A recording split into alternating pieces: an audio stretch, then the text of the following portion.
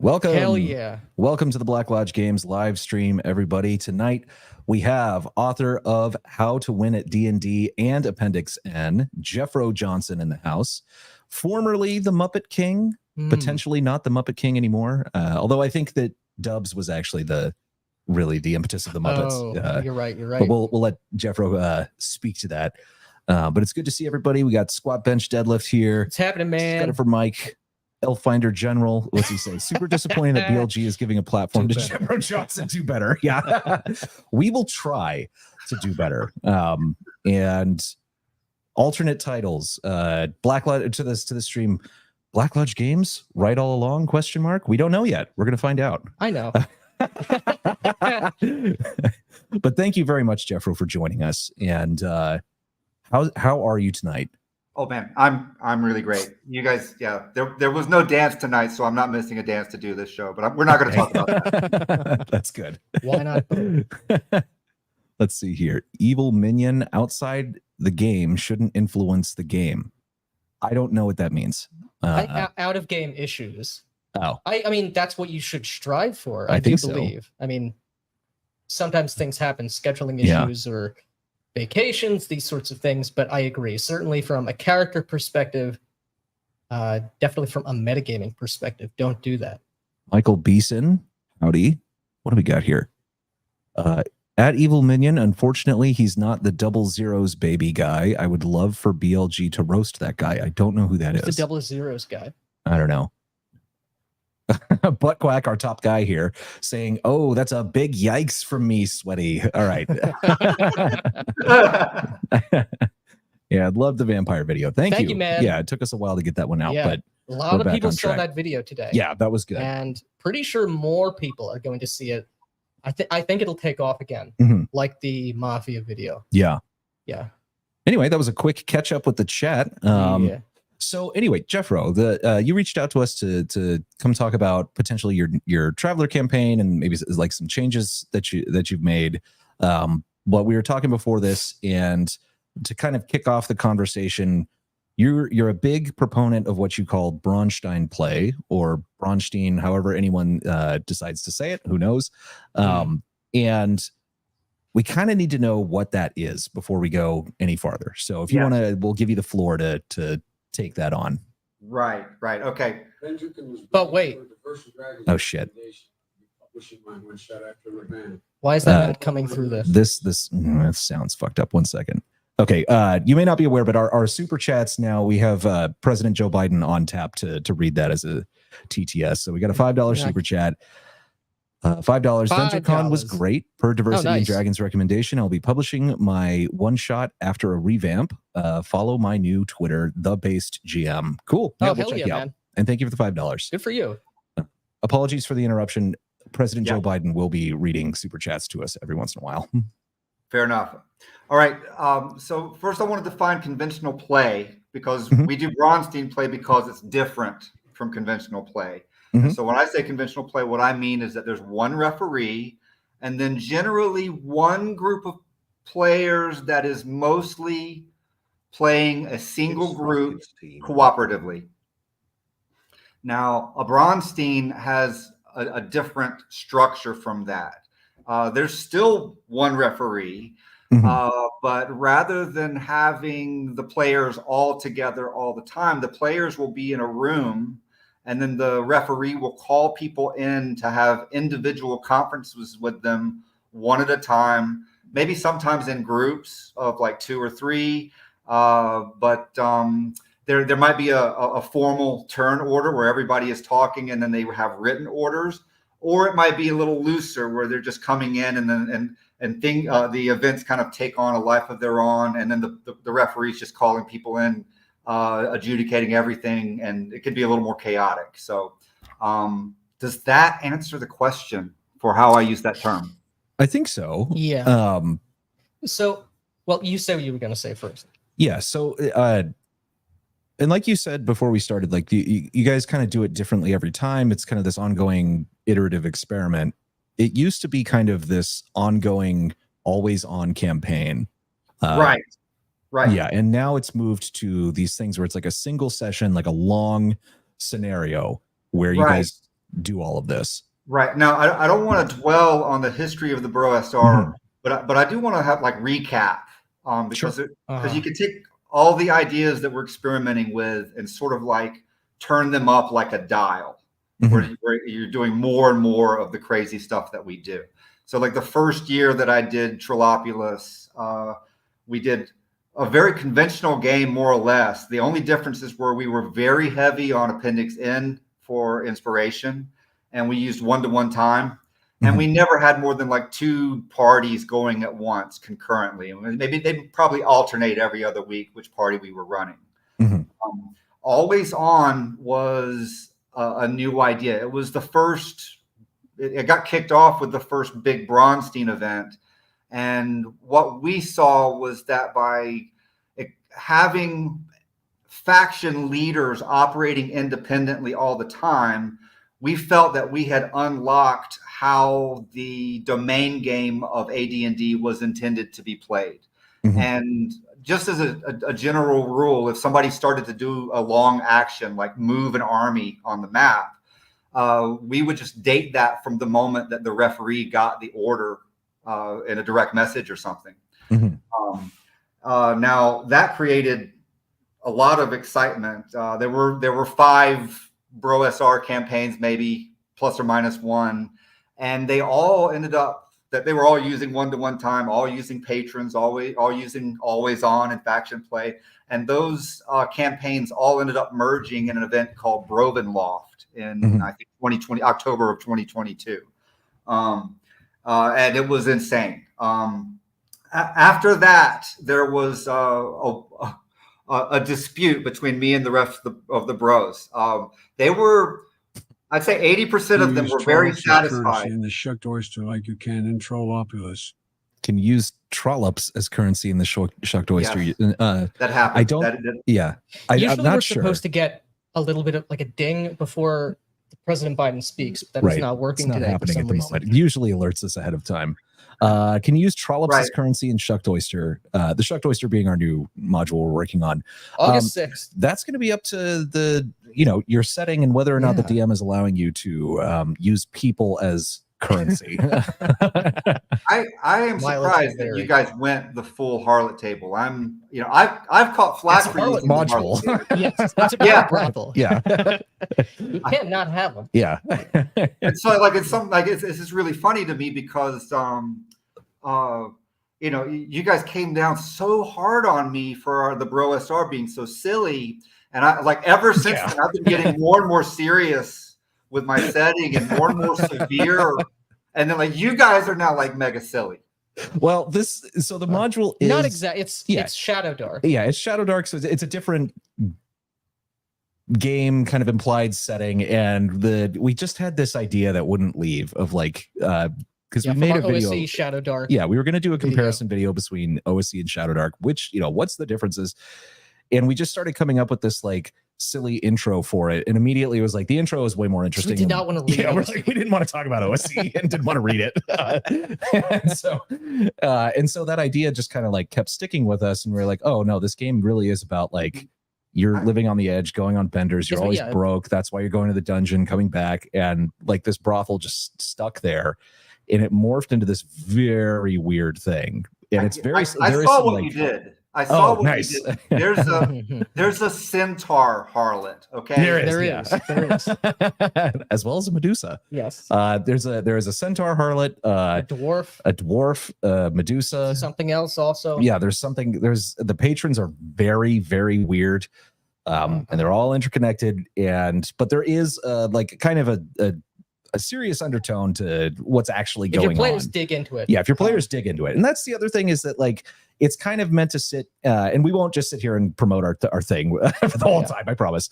But it is kind of meant to sit in the background of the campaign, and eventually it's just going to become interesting enough that potentially the players make it kind of the main focus. It's not meant to be the main thing. But unless you want it want it to be. But yeah, it's not which it can be. The idea is not this is the adventure you run. Right. It'll take some time just to get people flavor hooked. in your town. Don't fast forward through the quote unquote downtime. Exactly.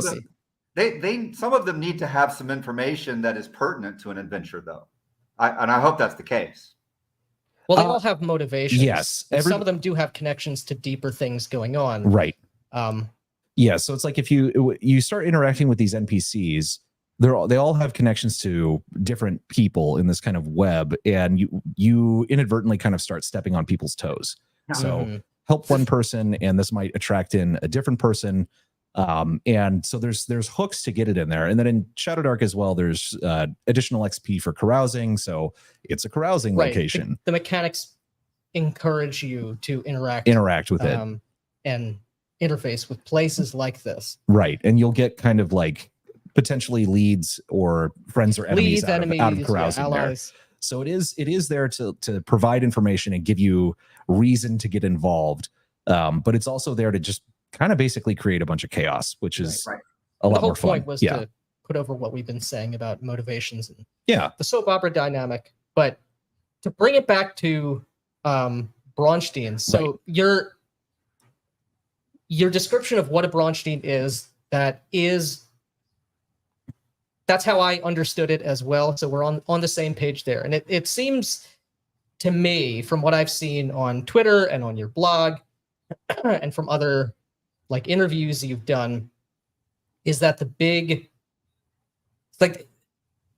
is what a Braunstein is. Why do we care? Why do we do that? And it seems to be, if I'm understanding you correctly, a sort of discovery of, I know you have thoughts about the word emergent, but I'm going to use it. Emergent, role play and weird dynamics happening that couldn't come from a quote unquote conventional play plot, railroad, module driven kind of situation. Yeah. Is that right?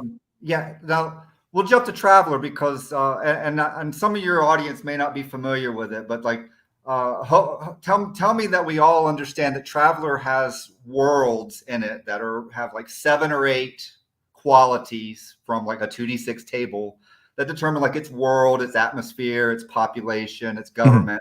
And there's a bunch of these on the map. Now, are we all clear on that? That's how Traveler works? Yeah, that makes you have like sense. World generation tools, and you can kind of create certain places. Aspects of the civilization. Right. I don't know what they are, but like the tech level, the government, the resources, perhaps. Yeah. Perfect. Now, when I was a novice referee, I would look at that data, and it would just chill my blood. I would be afraid. I'd be like, how am I ever going to make these places come to life and be different from each other? And I would buy tons of books. I would read every edition of Traveler. I would be like researching this, just afraid of like how this was going to, how I was going to make this happen. And I want to present to you that this particular problem of like, I've got a very, very Spartan location with a very minimal amount of data, and I need to make it feel real. So what I want to say to you is that a Braunstein or a Braunstein mode of play is extremely useful towards making that happen, making this place feel like a very real place with very specific local color, and that the players are all invested in. That should be like a really shocking. Nobody's ever said this about Braunstein. I'm the first person that's ever described this effect vis-a-vis a Braunstein. So I'm hoping that you're like, oh wow, that's amazing, Jeffro. Please tell me more. Yes, yeah. I am interested because that's kind of our whole thing is we want worlds to feel real and have this kind of like other experience. Like I want Westworld. Yeah. I was surprised. Now the first we've had this 2 different ways. The one way was just a very quick surprise, and then the other way there was some false starts, and then something came together. So I'm going to tell you about the simple case first. This will be less interesting to you because it's a little more war gamey. That's fine. But I'm sorry if that's offensive. That's not offensive, is it? It's not offensive. No. Okay. All right. I just wanted people to get, I had a world. I started writing about it, and people wanted to play. They started rolling up characters and being like, I want to be in your game, Jeffro. And there wasn't even a game. I didn't even intend to open it up. That's a good sign. But of course I went with it. And what I wanted to do was, I wanted to lean into the player versus player side of Braunstein. And And so each of these characters, they land on this one planet, and it was very sketchily designed. All I had was it's a low pop planet, wilderness, and there's 8 barons here who have small estates. Go. And we literally started with nothing. Mm-hmm. And what ended up developing, we had 2 turns of play, and each turn the players would give me, and this was all done in about a week. In less than a week. But each player would, and there was, I don't know, like 8 or 9 players maybe. And just a quick point of clarification. You're saying this took about a week. Was this multiple like sessions that you played, or was this communication just via like Discord and stuff? This is the best video on Braunstein all via direct message. Sorry, President Biden for $10. This is the best video on Braunstein I've seen in 40 years. Thank you.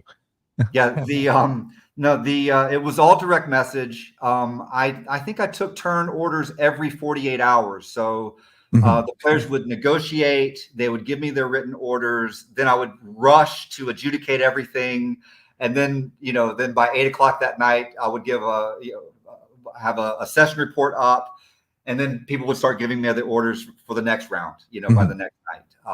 So it was very rapid. I wanted things to get done really quickly because I didn't want to be going after players had lost interest. But I probably wrapped things up too fast because some of the players were disappointed that they got killed early.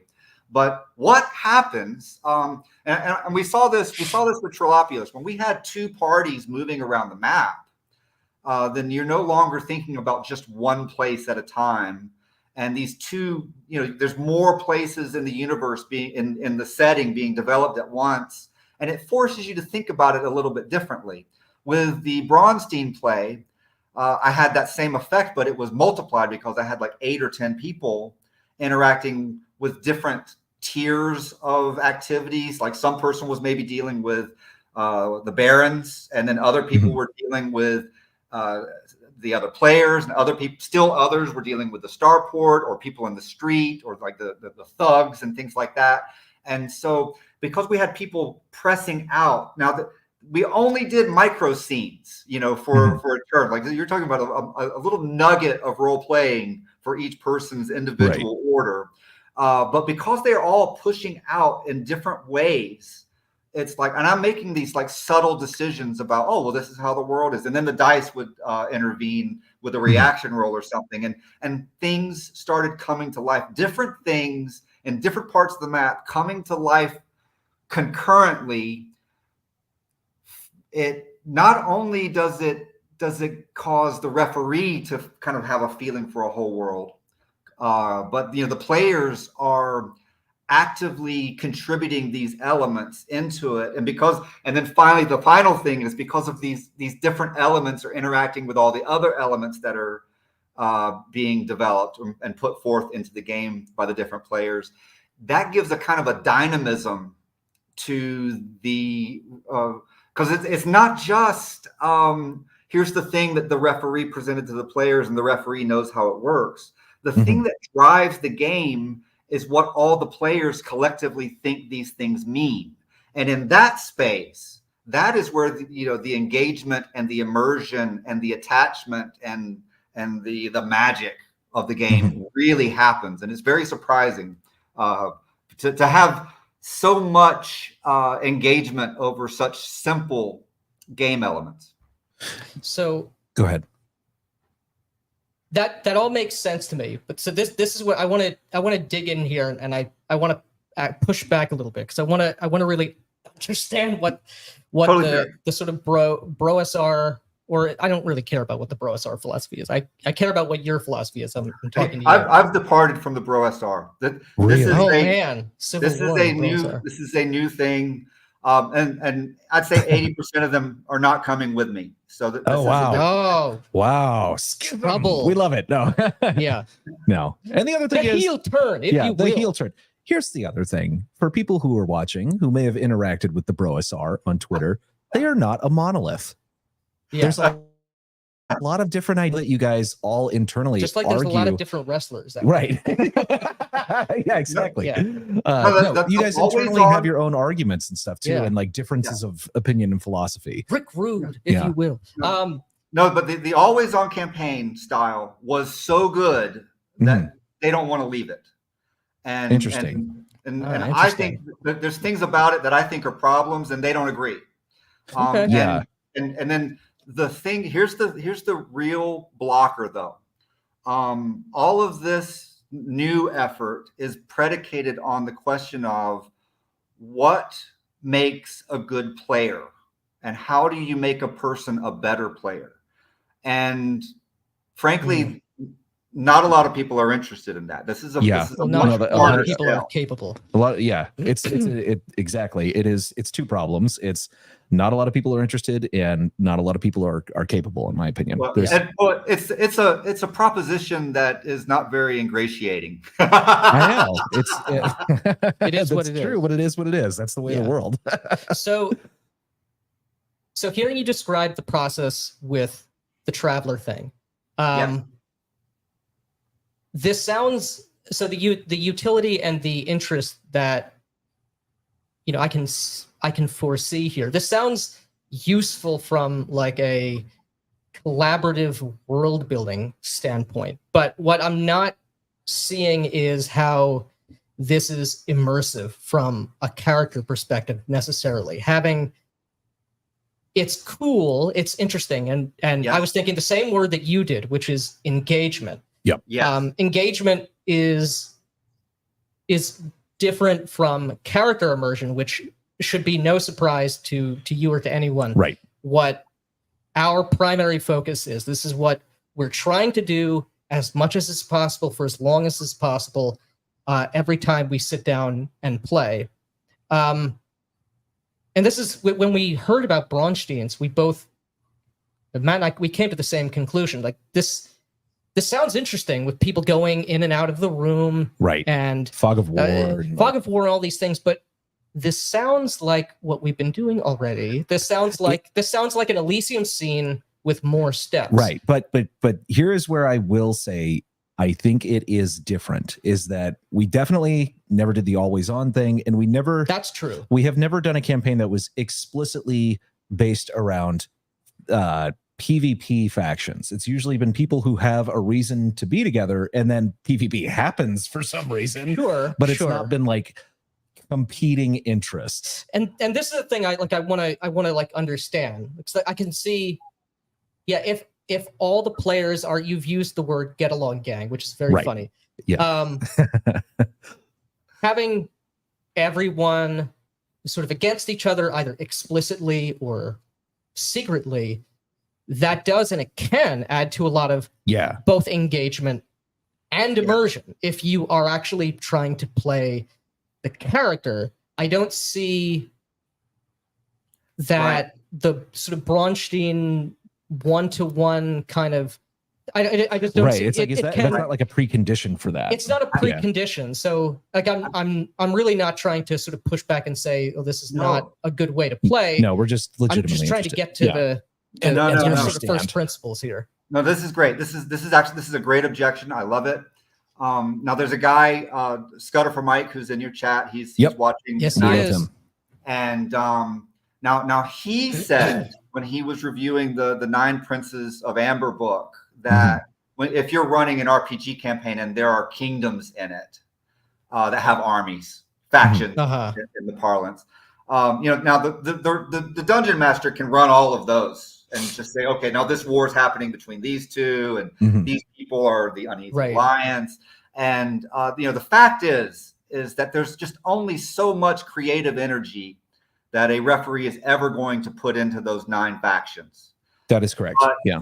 But if he has individual players who are running them all at once, now you have a person who's kind of one person is putting all of their creative energy into making this one part of the campaign come to life. And then you have every permutation of how that kingdom interacts with every other kingdom. And each of those relationships is real. It's a real relationship, and it's nuanced, and it can change based on new information that is coming in the news reports and the rumors and the scuttlebutt and the conversations between the players. That is, I think that's unarguable. Now, what we're doing with Traveler was we're doing something a little bit different. We're saying what happens when there's no more experience points and there's no dungeon and there's no leveling up, there's no domains. You're just one person on some backwater world in some kind of like spaghetti Western type scenario. Yeah. And now, how do those dynamics play out when you don't have any of the things that are kind of your go-to things in D&D games to lean on anymore? What have you got left? Well, you've got nothing except the world becoming a real place. That's really all you've got, and that's really what your character exciting the players. Yeah, but I think it's so it's like what happens when you remove the traditional like gamified incentive structures? Is this sort of what you're getting at? Right. Well, like as I'm playing, as I'm refereeing, you know, like we don't have anything else to do in the Traveler game except for people to play their roles. Right. And to play them well. And if I'm having a conference with any character, that's my ultimate goal every time. It's like, okay, how does this fit with the setting as we presented it? How does this fit with everything that's been introduced in the game so far? Are you playing your role? Even now with the Braunstein grades, which we're going to experiment with a little bit further, it's like, did you behave in such a way that you ended up improving your life, or have you just like made it everything even worse for yourself?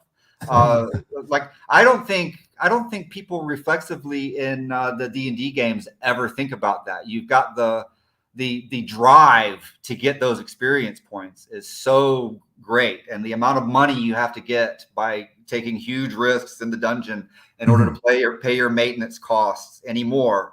Like that's really what's driving the game, and then all the role-playing stuff tends to be secondary. Right. Yeah, or not present at all. Yeah, in most cases. Which is why Muppets don't matter in that kind of a D&D campaign. It's like it's just Chrome, and the Chrome doesn't matter. So we'll just make something that we all think is funny, and it's going to help us have a good time with each other.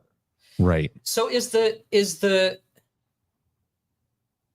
like what would be your definition of, like, you know, if you want to say the platonic ideal of a game, either a session or a campaign, is the end from your perspective to like have the most interesting things happen, or is it to have every player sort of engaged in one way or another? Yeah. What is the goal? Like, what do you want out of RPGs? And maybe that's different for D&D and Traveler, but if you have the experience in mind. Oh, and we got a super chat. Sorry. $5. For those that never heard of Braunstein play, can you explain what exactly, without saying, just Google it? So if you go back to the beginning, exactly the same, just Google it. Thank you, Biden, for the very on time Joe Biden, reading of that.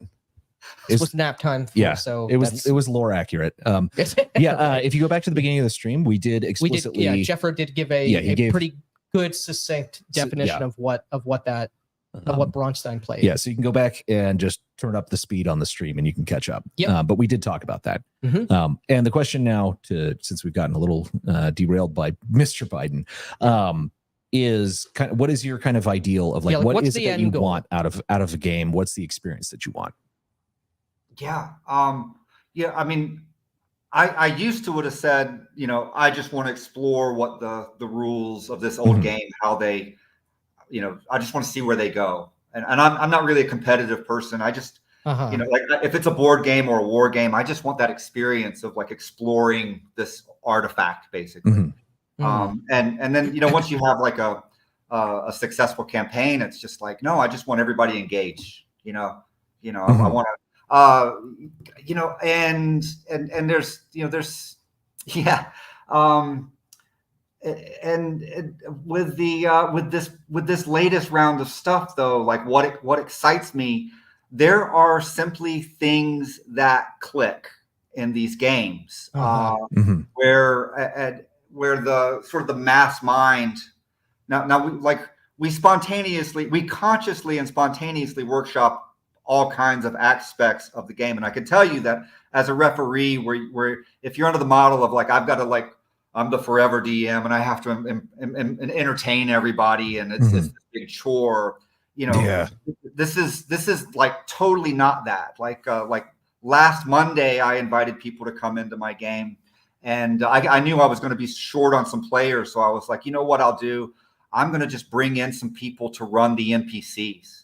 If people running the kingdoms was a good idea in Mike Scudder's game, or Scudder Mike's game, then what would happen if and also in my player versus player play by DM game that I kicked off this campaign with, having the players be the NPCs for every other player, that worked really great, but now this was more of a conventional RPG thing. I've got some group of players. They've got characters on a planet. They're doing standard traveler adventure stuff. We're looking for the adventure. We want to find the patron. We want to do what he wants. And I was like, you know what? I've got these NPCs. We could just shake things up by turning them over to this new crowd. And so I got with these guys, and there was some of them were new. Some of them hadn't read the Traveler rules very closely. Some of them had never read a Doomerist novel. Some of them weren't familiar with what was going on in the campaign. And then one of them even disappeared because something blew up at his house. He had water damage, So now I've got these two guys, and I've been talking. Well, no, I was talking with the three at first, and it was like, okay, you're playing this guy, you're playing a barbarian, and you're playing a bureaucrat, and you're playing the scientist, and here you are, and here's what you're doing. And they would come back to me with movie stuff.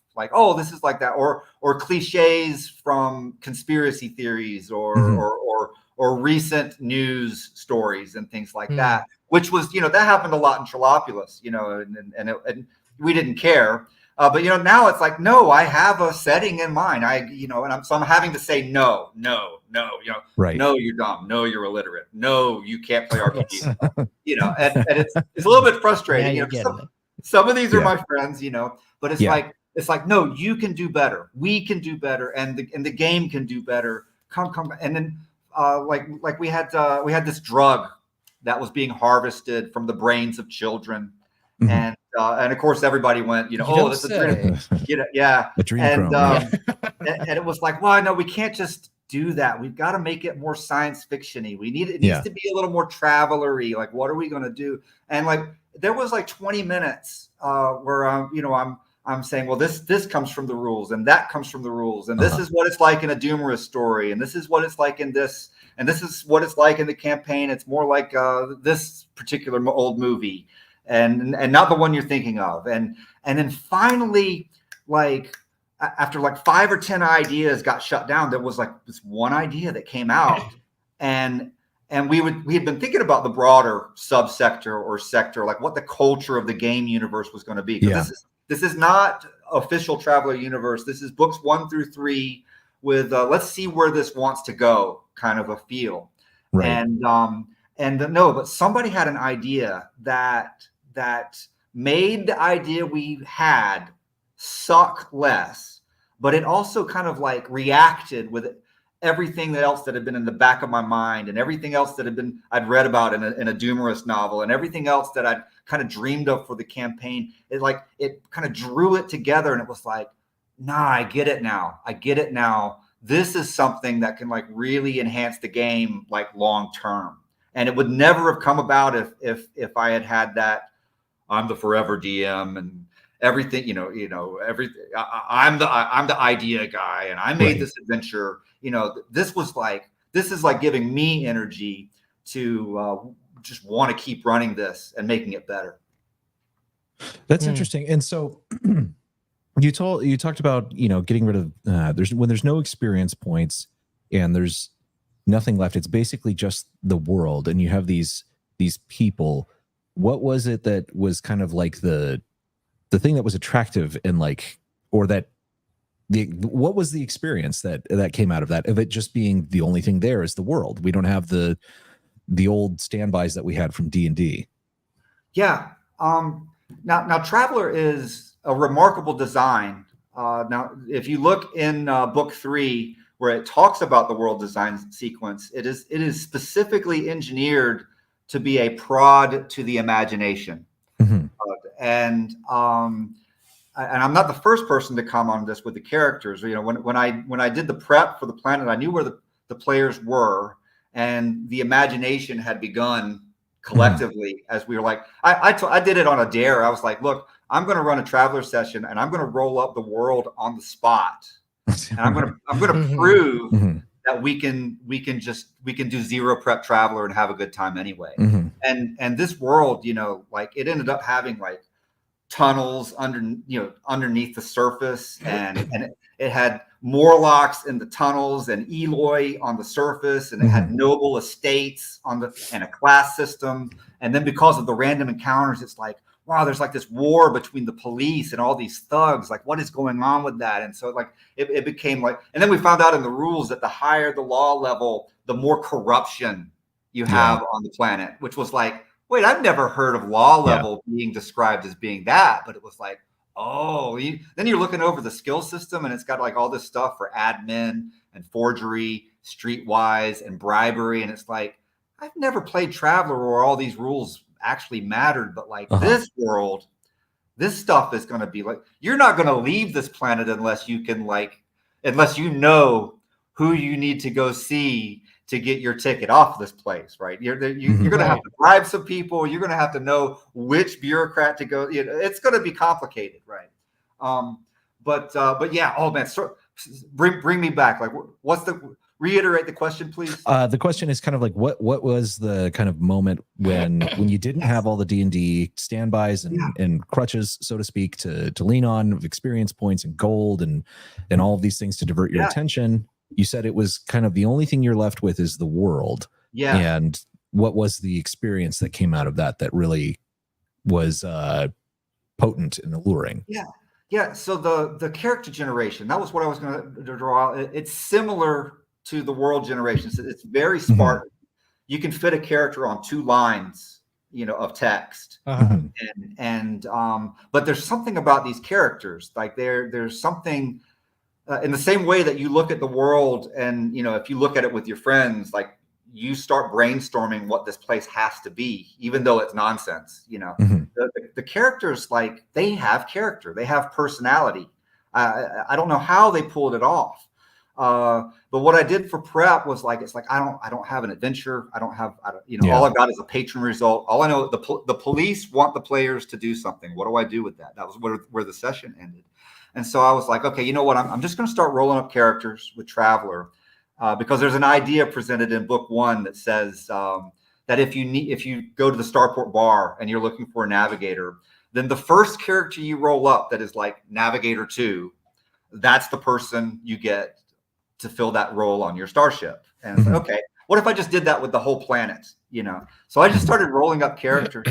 And I had given, I was, you know, this is one of those cases where we're running a 1-to-1 time Traveler campaign, but I missed the session, and I was like, just give me your downtime orders.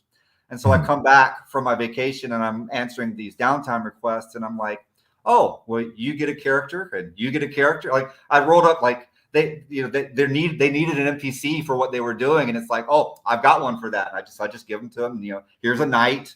He's going to go to this planet, and he wants to do this, and here's a baron that needs you to fight a sword fight for him, and so on and so forth. And then there was the patron itself. It was like, I need 3 people that the police want investigated, and just looking over that list, it's like a lineup, right? You know, like, who looks suspicious, and I'm like, yeah, you, and you, right? Those are your characters.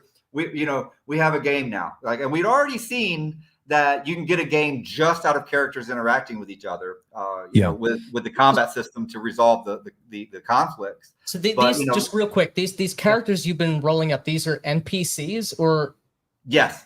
Okay. Yes. I'm following. So you basically used the rules for player character generation to create your own NPCs. NPCs. Okay. Yeah, I would say there's been a lot of people looking at how much you can do with the with the tables in the back of the DMG. Like you can just basically run that forever, you know, and never run out of content.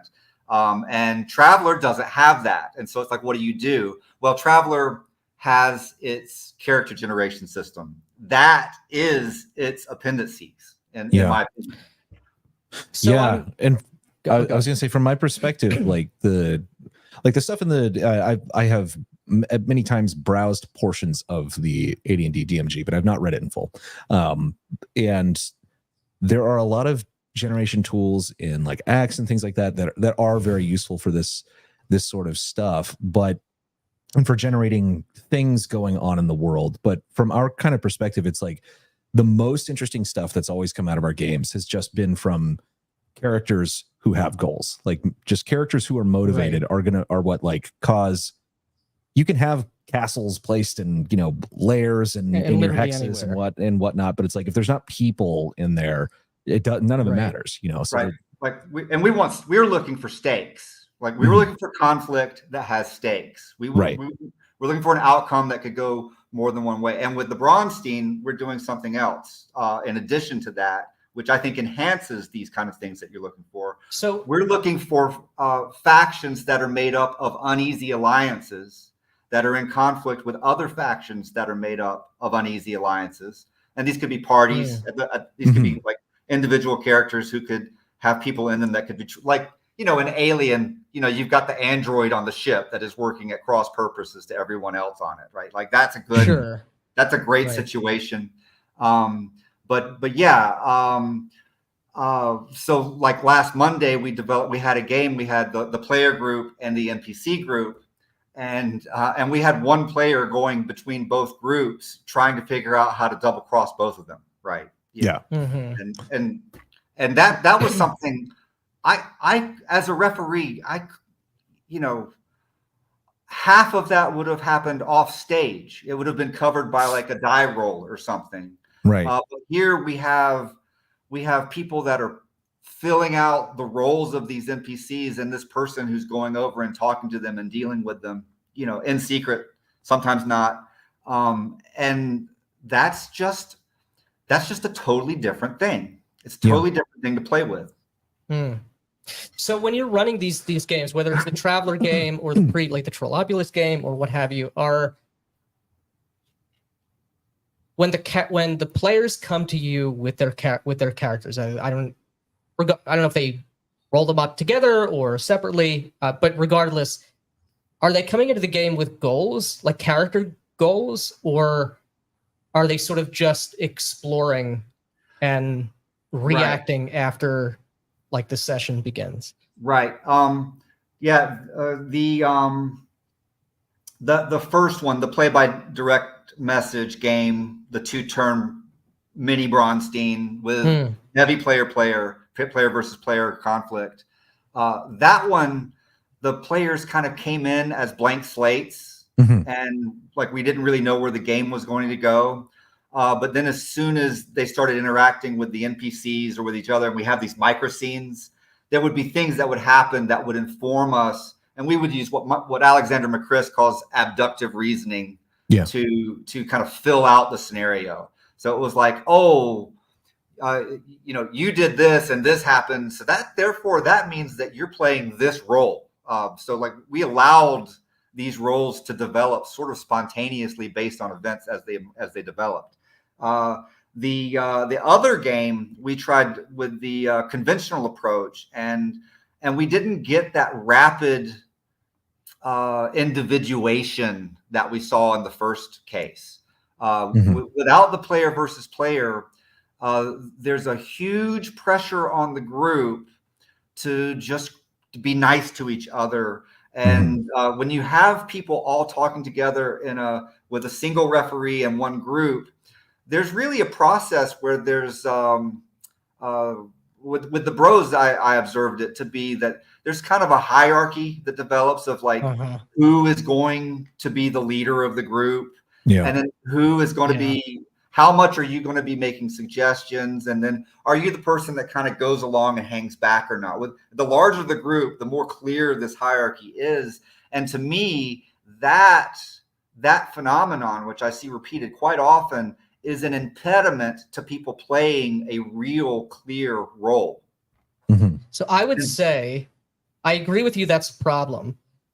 What I would say is that's a failure of role play, and not necessarily a failure of not having sort of explicit PvP. You can do that, but if we're not committing to playing the character, however they are, I think you're going to run into that problem regardless. Yeah, because if I'm curious, like, it's like have you ever played Vampire? I really need to. Obviously, obviously we're going to pitch that, and we have it in our minds. We just did a video. Yeah, no, it's because I've heard of vampire campaigns that are not only 1-to-1 time, but also 1-to-1 distance. Wow, interesting. 1-to-1. This must be LARP. I mean, it would have to be. It would have in to the be. LARP. It is. Yeah, but this is taking place in the room. So this is the thing, is like, you're gonna find that if you, I think you definitely should play Vampire. And I tweeted, I don't know, like a month or two ago, that like D&D players should be required to play VTM for 6 months, which is true. Because the sorts of things that come out of this, it's a much lighter rule system than you're going to be used to, than in like AD&D or anything like this. Yeah.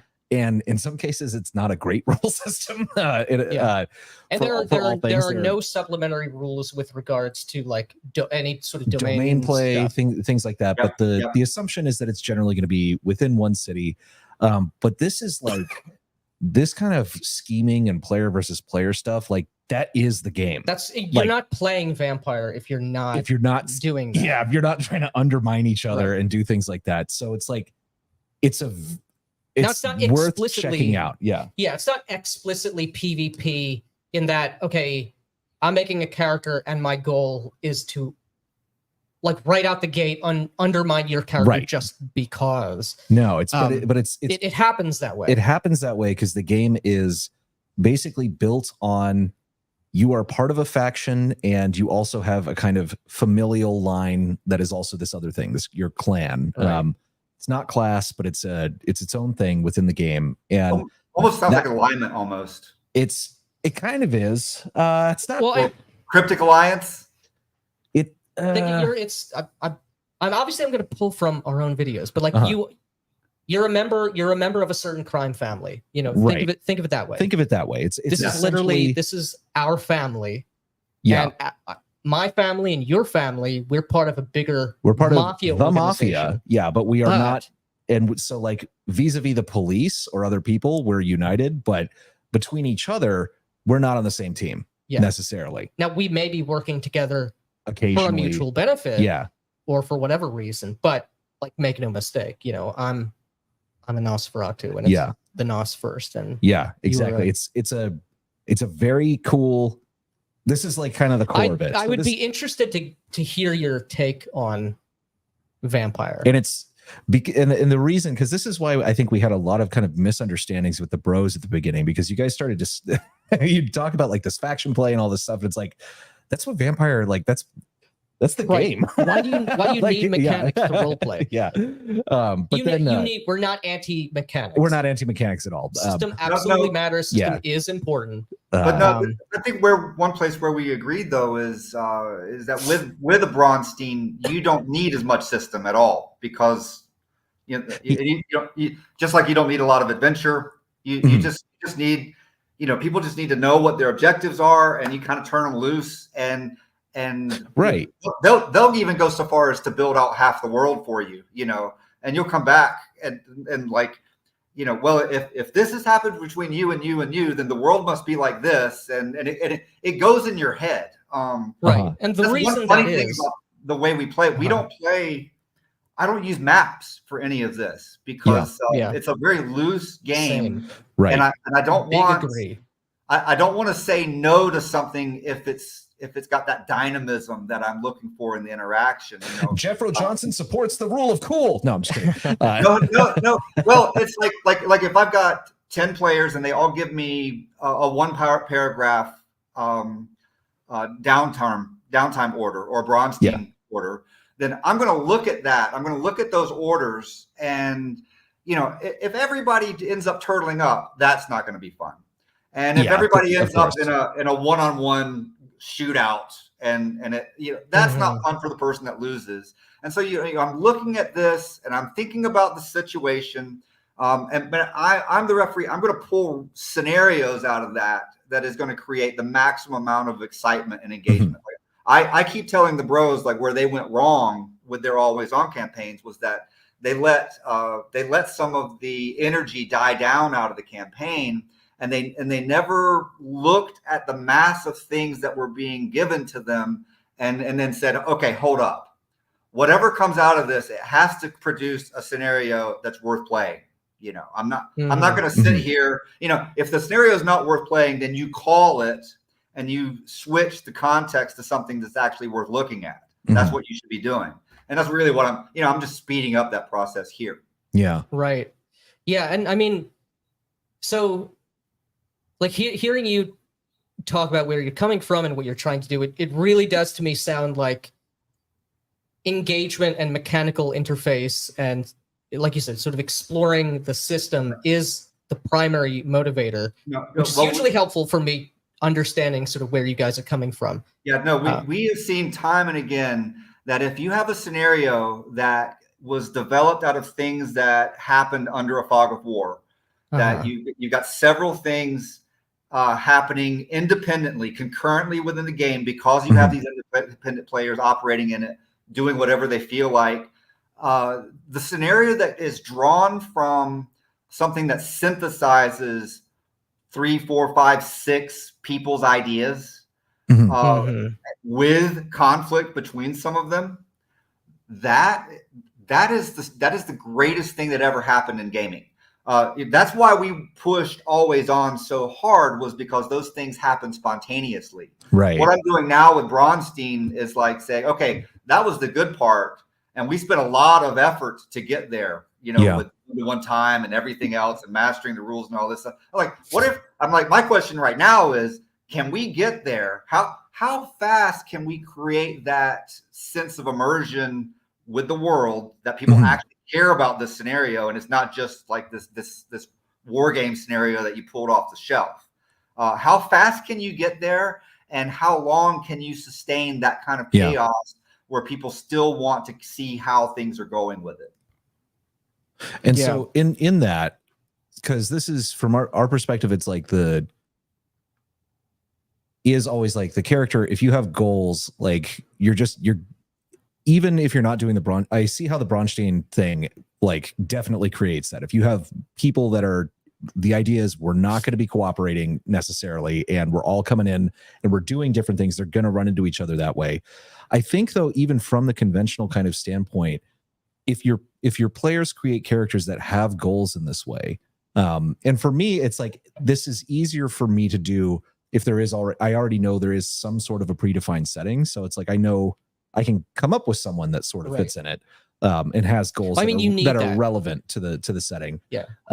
Then this sort of stuff is going to happen even in conventional play. It's not going to be as crazy and dynamic as a Braunstein, just because it's like you said, the GM can only have so much creative energy devoted to running 9 factions or whatever. And when you play that, have someone just specialize in that one thing, I get how that creates this different chaos. But I actually disagree.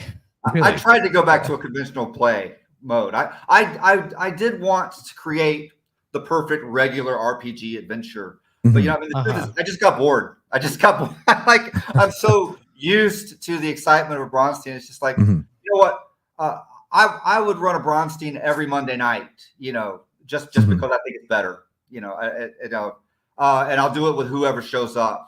But I can't. And I've seen it with people with the one-to-one time thing, when they get into the one-to-one time game, and they're used to having total autonomy to do whatever they want, and they can craft things in their downtime and research spells and things like that. And then they go try to play a regular D&D game, and they can't do it. They can't go back. I'm even worse now. I've run so many Braunsteins now. It's I'm addicted to the dynamism, and if it's not there, I'm just now. Gabe was trying to tell me that's no, your session where we just did random encounters and tried to find a patron on this random world that you made up. It was really satisfying. I mean, it wasn't exciting, but it was satisfying. And I'm like, you know what? I don't think that's good enough. That's not good enough for me. Yeah. Go ahead. Again, this isn't a debate stream, so I don't want to get too bogged down in the weeds, but but it's conversation. Yeah. It's so I understand the point about, obviously, if someone else is portraying, planning out, and managing another faction, obviously these ideas are going to be novel to me because I didn't think about them, right? Like definitionally, I unloaded it to somebody else. However, if I'm the GM in a quote unquote conventional D&D or whatever game, and let's say we're playing Vampire, a lot of factional play. We're doing a heavy political. We're doing Streets of Peril, or we're doing Game of Thrones. So there's going to be a lot of wheeling and dealing. You and some other people as player characters are going to do something to help or to hinder or to investigate this faction. We're going to do a drug deal. We're going to spy on someone. We're going to do an assassination. You know, pick what you're going to do. Any number of the ways you can interface with this other faction, whoever it might be. I do know who is involved in this faction. I do know it's not who's going to be at the place that they're going to, if anybody. It could be nobody. I'm just not convinced that it's sort of an insurmountable creative load to sort of handle those things, and I can improvise on the spot. And frankly, a lot of times I don't have to improvise too much because I do know who the NPCs are. I've taken the world sort of seriously. I don't know if that's what you were saying, because I think you and I do agree on this. So you and Jeff. No, we agree. Like maybe I'm misunderstanding this point about the creative load issue. I don't know that you're misunderstanding it.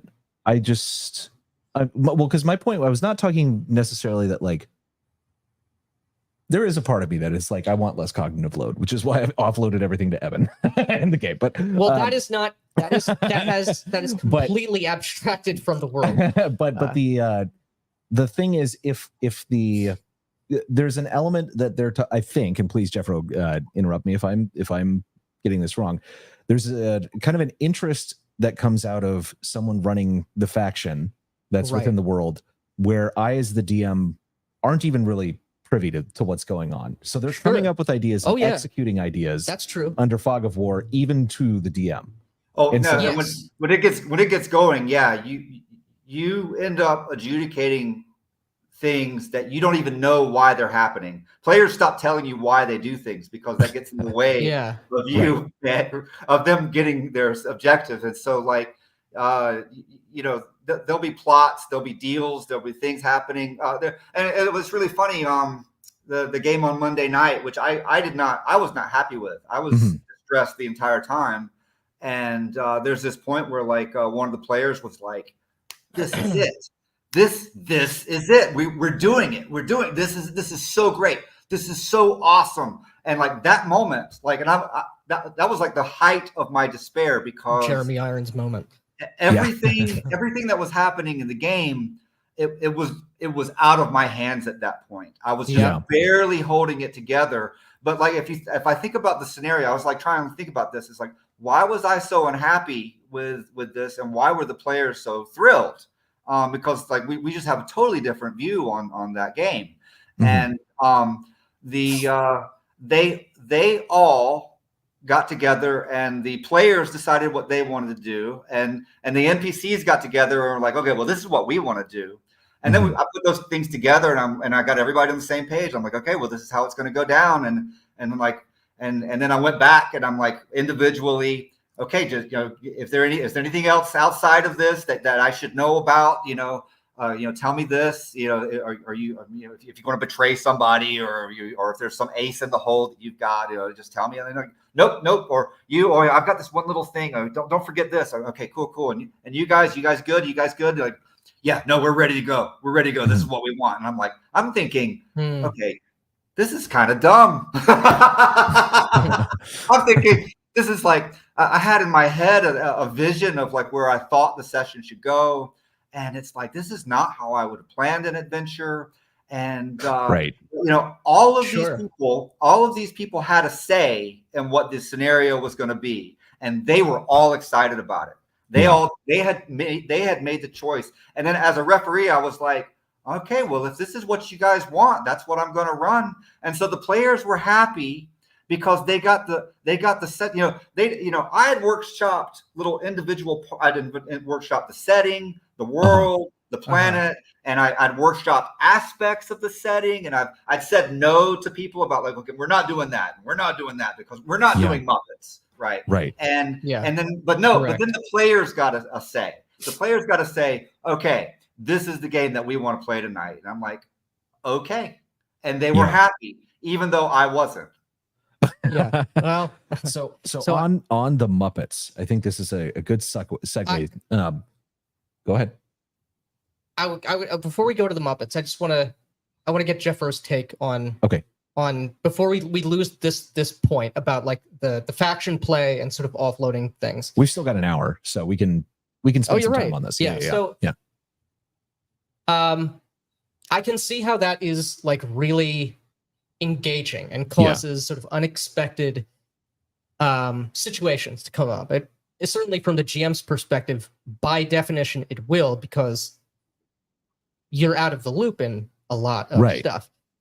I'm curious what your perspective is, because I have sort of two issues with this sort of way of doing things, at least from my perspective.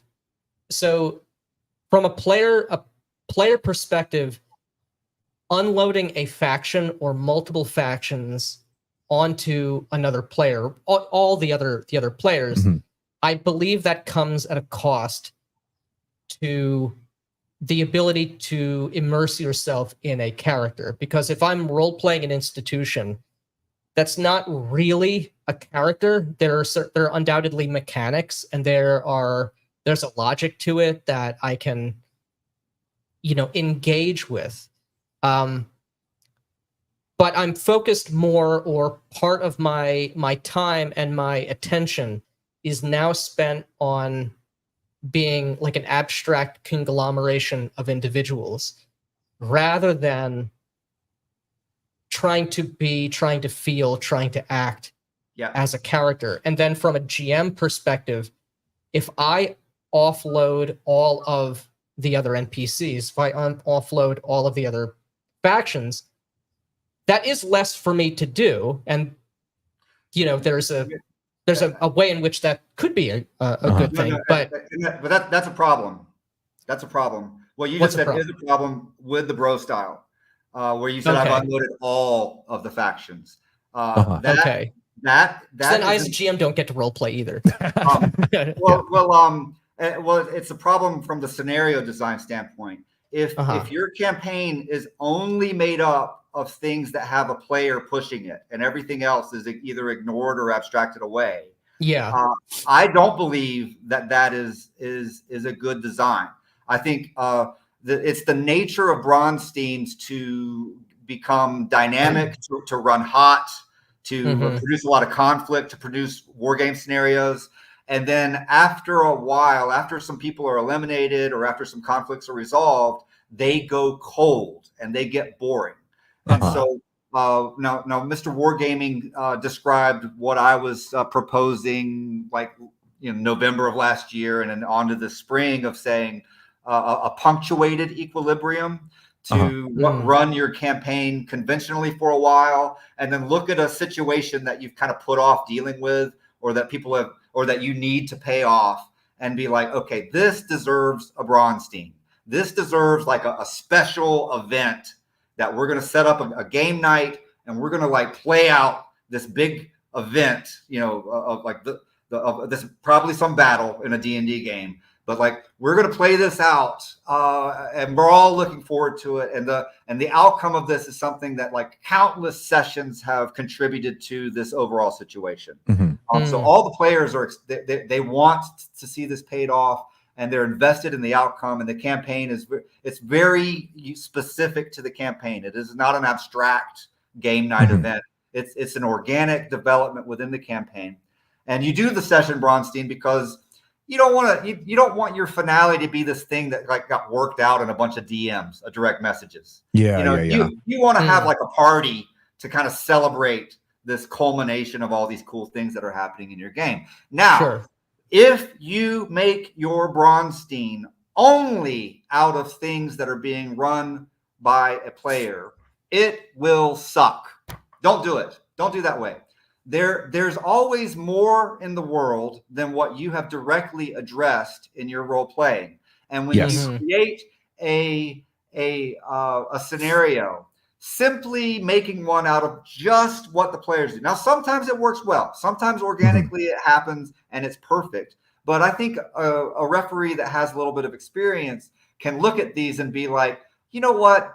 This guy that's running this kingdom, he's never had a single problem that he had to deal with except for this one thing over here. And that breaks my immersion, because everyone knows that, like if you've read the L. Sprague de Camp Appendix N book where he goes back in time and he takes over Rome, he's got people on one side that are pressing him down and he's negotiating with, and he's putting them off. And then he's got people in another direction that's bothering him, and people from the south. He's got this queen that's causing him problems because she's so ambitious. And then he's got a slave revolt that he starts. He's got, we let our factions in our game get away with being boring and having nothing going on. And if you let him play solitaire, I'm going to run my domain solitaire. I think there's a lot of like rules and acts for running a domain. There are a lot of rules. Solitaire. There are a lot of rules. Yeah. And you turn these people loose, and it's amazing. Every time you turn these people loose, it's like everything goes their way. Everybody wants to be friends with them. I ran through all of this, and it's like there's nothing. I'm not in a scenario that anyone would ever write an Appendix N book about, because this is just a source for like free XP and money and influence over the campaign, because my referee is so worn out keeping up with these players that are running these solitaire domains that he can't provide any entertainment for us. And we like it that way because this is just how we want it. So no, I would say, no, don't do that. Don't do that. There's other things in the world. Just because a domain is existing in your campaign and it's over there, just because it's been established through hard work on the part of the players, it doesn't mean that there's nothing else going on in the world and they don't have any problems. If you put them out of the game for a while because like, okay, we're going to play some other characters, we're going to play on this other side of the continent for a while because this is what everybody's excited about. That guy is not just getting more and more powerful every day and harvesting. He's not just collecting income. He is, he's doing stuff that is eventually going to, if I use my imagination, he's got problems, and he's not going to just put all of his energy into anything that we happen to be looking at. He's got a life. And so when you set up a Braunstein, look for ways that, because you've got people that want to come in casually and participate in this event too. You want roles for them to fill out. It doesn't have to be like this thing that they play forever. I just want to play a faction for one night to see if I like it or not. Those people are great. Bring them in. They have different personalities. They have different assumptions. And in the context of a Braunstein, it's going to be a little spice that enhances the experience for everyone else. They're going to do dumb things that are outside of the norms of your play group, or they're going to be more insightful. They're going to be more devious. They're going to use rules that nobody else in your group have thought to use. But no, you can make a scenario that where the sort of the alpha gamer of your group now has to actually face a complex political situation at the stronghold tier of the game, which is something that standard session play maybe isn't giving him, that maybe his solitaire play isn't giving him. As a creative referee, you look at this and you're like, how can I make a scenario that provides the most excitement for the most amount of people for the duration of this event? I think it's a perfectly reasonable choice to make. Yeah. Okay, so that's actually that's pretty cool, and I agree with a lot of that. I do, and I don't want to get stuck on definitions for every little thing, but this is actually, I think, a pretty important thing where I don't know exactly what you and the bros mean when you say, playing a role in these things, because from our perspective, we always talk about playing a character. So it's like, this is the person that I am kind of inhabiting and trying to put, substitute their mindset for my own, or rather the other way, substitute. Right.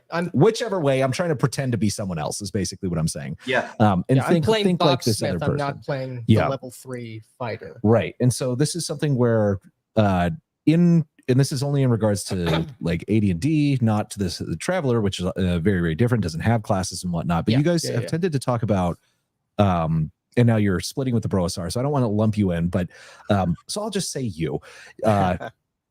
It's been kind of talking about like the role of the fighting man or the role of like the magic user or these things as being kind of like more abstracted from, this is like, I am Bob, I'm playing Bob. I am playing a thief, and my thief has a role within the mechanics of the game to do these certain things. Right. Have you found with Traveler, where there's no classes, has that become more of a, I am inhabiting this character versus I'm inhabiting a role? And like, what do you mean when you say we want to find a role for these people to play in the Braunstein scenario? That's sort of a thing. I'm not sure what you mean by role, and if there's maybe multiple ways in which you're using that as well. I'd say there's two places where the role is coming from. We don't tend to do a lot of top-down stuff. The biggest top-down stuff would be when I reframe things to create a specific Braunstein scenario that will have play dynamics that hopefully don't suck. That's the main top-down. Another, historically, the top-down that you would have seen in Blackmore, I think the war game scenarios were orchestrated in a top-down format that he had in that. I don't think he faced the problem of like juggling an organic bottom-up war game campaign. I don't think he did that at all. That's just a theory. I can't really prove that in a court of law. But no, in the Traveler game, there's two places where the role comes. The first is that you've got that 2-line character description that the rules give you with the life path generation system that you can die in. That implies a role. It even goes beyond that. It implies a personality in a lot of cases. And I think a lot of people with a little bit of talent as players, they pick up on that right away and they lean into that. But there's a second source of things that define your role, and that is the things that you do and the things that happen to your character. There is a period where it's sort of wide open, like what your character could be anything. It's sort of like in the military, right? Where like you come in and you're just like this faceless thing, and then at some point you get like a nickname, and right, and then that's forever. That's you. That's like a really critical moment, like where you cease being sort of this like generic entity, and you become like part of a band of brothers. Well, in the RPG campaign, that moment is it's hard to define sometimes, but there'll be something. What happened with Dundermoose in the player versus player direct message game. He was going to break into the staterooms of the players and loot all their stuff that they had in there. And I was like, okay, well, that's kind of a boring order. and B, I'm not going to give you that list of all that information because it's too much work for me to give it to you. And C, your character has a dumb name. I don't really like your character's name. You're like bringing the integrity of my game down by giving me all these stupid names. And so I'm just tired of you. I'm going to roll to see if one of these people comes back to their stateroom and catches you looting these rooms. And lo and behold, it was somebody, it was Sky Hernstrom's character.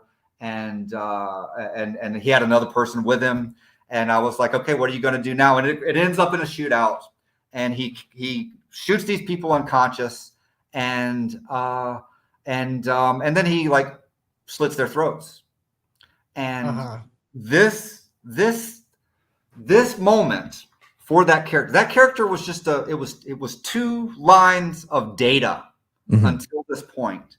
And Dundermoose, like, he's a nice guy. He wants to be a nice guy. For the rest of the game, he tried to play himself. That was his first impulse, was to be nice to people. But this character that he was playing was the sort of people who could kill his associates. Objectively sociopathic.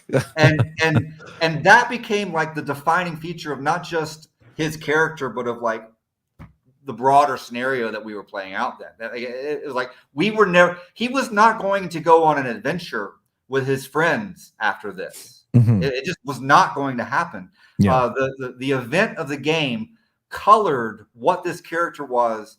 And this is veering into what Alexander McChris calls abductive reasoning, to give a term for this.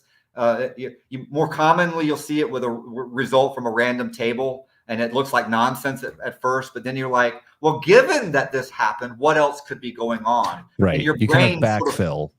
Fills in the rest of the world. We do this constantly, with the game, with every aspect of it.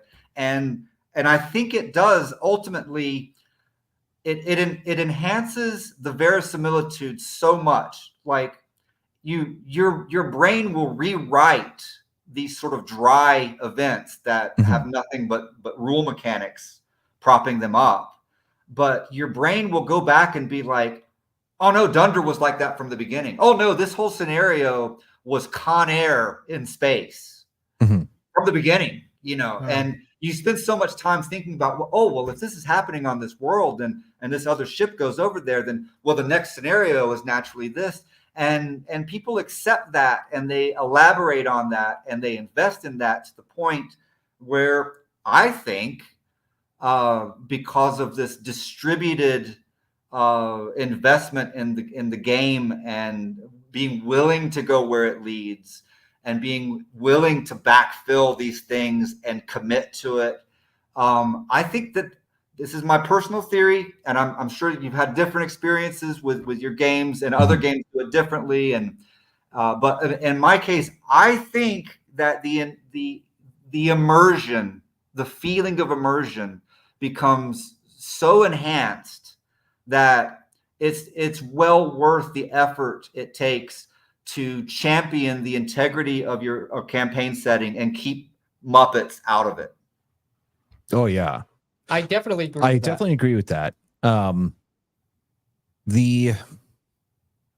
Yes, I definitely agree with it. Because that's the thing, is like, I have found when you take the game, and not just the game mechanics as such, but when you take the world and the characters seriously, it does really, really come to life in a much better way. D&D is still very fun if you're playing in the kind of loose and goofy way, but it's not the same experience as like something that feels something that feels true, basically. I would say that the Traveler played this way becomes a game of pure imagination. Like, we're all chasing the outcomes of the game that are successively generated through the course of play, and we're all chasing them and collectively like imagining what it all means. And that's the part that is immersive. So, agreeing to your point, initially, it is almost by definition, like the case that the experience is deeper. Now, most people, a lot of people, can't and don't want to have that experience, and this is one of the big criticisms I have of people who are primarily focused on mechanics or engagement with mechanics or with player excitement and fun around the table as the primary motivation for getting around and doing this thing, because that you can have a quote-unquote fun game session in that sort of very tepid and surface level kind of way. It's completely divorced from your character, which is the only thing I want to do. Yeah.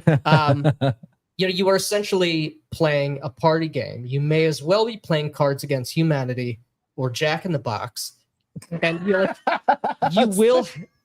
Jack, like cranking the thing, like the. Isn't that what it's called? The party game, Jack the Box. Well, no, you're thinking Jack. I know Jackbox. Jackbox. I thought you were literally talking about using like a Jack in the Box machine. Maybe you could do that too. It pops out. You're like, oh no! Yeah, no. When did it happen? No. Yeah, I mean, sorry. They're just as infantile. No, it doesn't. The difference is that there's what, and we've talked about this before a lot, is that there's a difference in role-playing games between like entertainment and amusement, right, versus this kind of like deeper experience that you can get. And it's with all hobbies, because there are better games, or there are better activities to do. Right, but it's even certain things. It's like you can do this with learning a musical instrument. You know, you can just kind of noodle around or whatever. But if you like actually sit down and take it seriously for a while, this doesn't mean you're going to be some prodigy or that you have to be. But you can get a lot more, a deeper satisfaction out of it. You know, right? And that for me, the kind of immersive experience, the imagination, and all of that is the deeper experience that I'm chasing, that I want, and that my players don't always let me have. Yeah, it's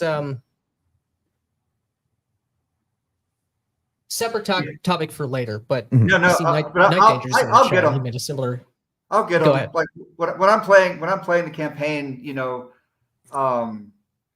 when I'm running the games, you know, the guys are going to be cutting up on Twitter. They're going to be posting memes on some channel somewhere, and they're going to be cracking jokes. That sounds like hell.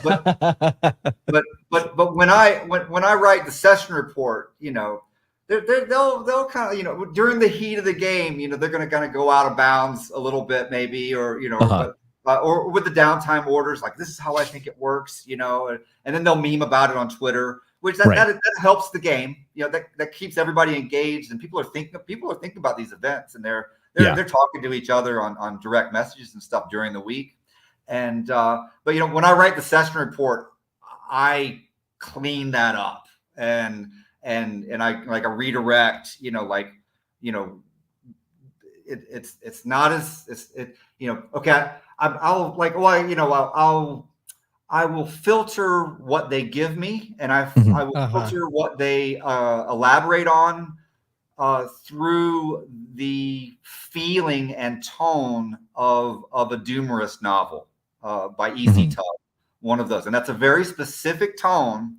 And it's not one that most people are familiar with, and it takes a little coaching to get some people to get there. I'm almost at the point where I'm going to require, like, if I was overburdened with players, if I had like 20 people saying, "Oh, we want to play in your game now," you know, because this sounds really cool, I'd be like, okay, I'm not letting you in until you write a book report on at least 2 Doomerist novels. You have homework to do. Yeah.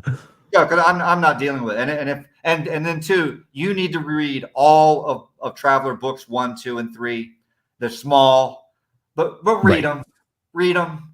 You know, I don't care if you don't have to be a master on them, but like don't pull me out. Like, don't make me baby you along. You know.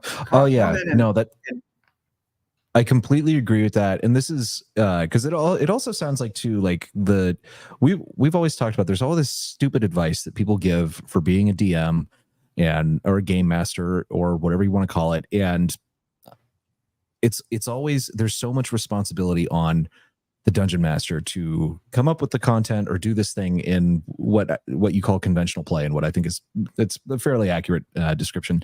But nobody ever talks about like what it takes to be an active player. And if you have active players who are engaged and have goals, then it becomes much easier to run a game, because you don't really have to run too much of it. It's like you're responding to what they're doing, kind of riffing on it, and seeing how do they collide with these kind of NPCs that I've come up with. And correct me if I'm wrong, but you're the kind of thing that you've seen with this Braunstein style of play is, I'm switching back and forth between seeing Braunstein and Braunstein Whatever. now. They're both valid. Yeah, but it's like this tends to give you a higher level of player of people being active players. Is that correct? No, and like I've got on the blog, like all these things that make a good Braunstein turn order or a good downtime order in the game, and it's counterintuitive.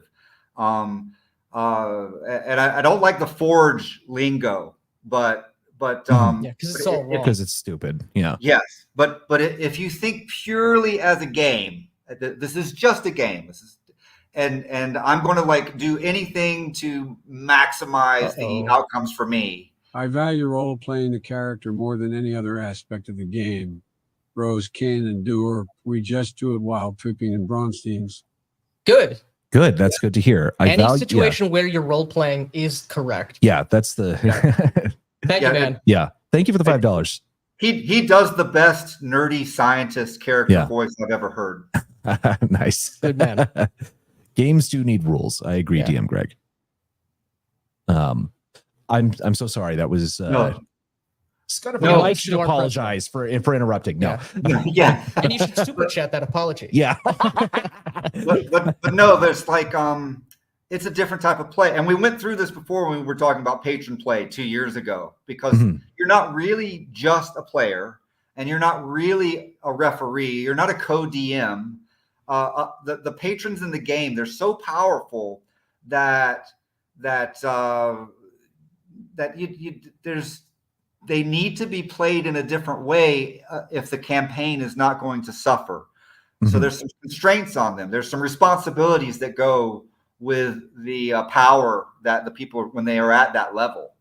And it all chases back to, well, what is a good player? Like what are the qualities of something, of the way you engage with the game that enhances the campaign as a whole, and that enhances the experience for everyone at the table. And now B-Dubs, I wish that he was here, but he's on vacation right now.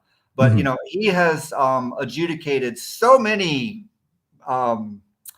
challenging players, right?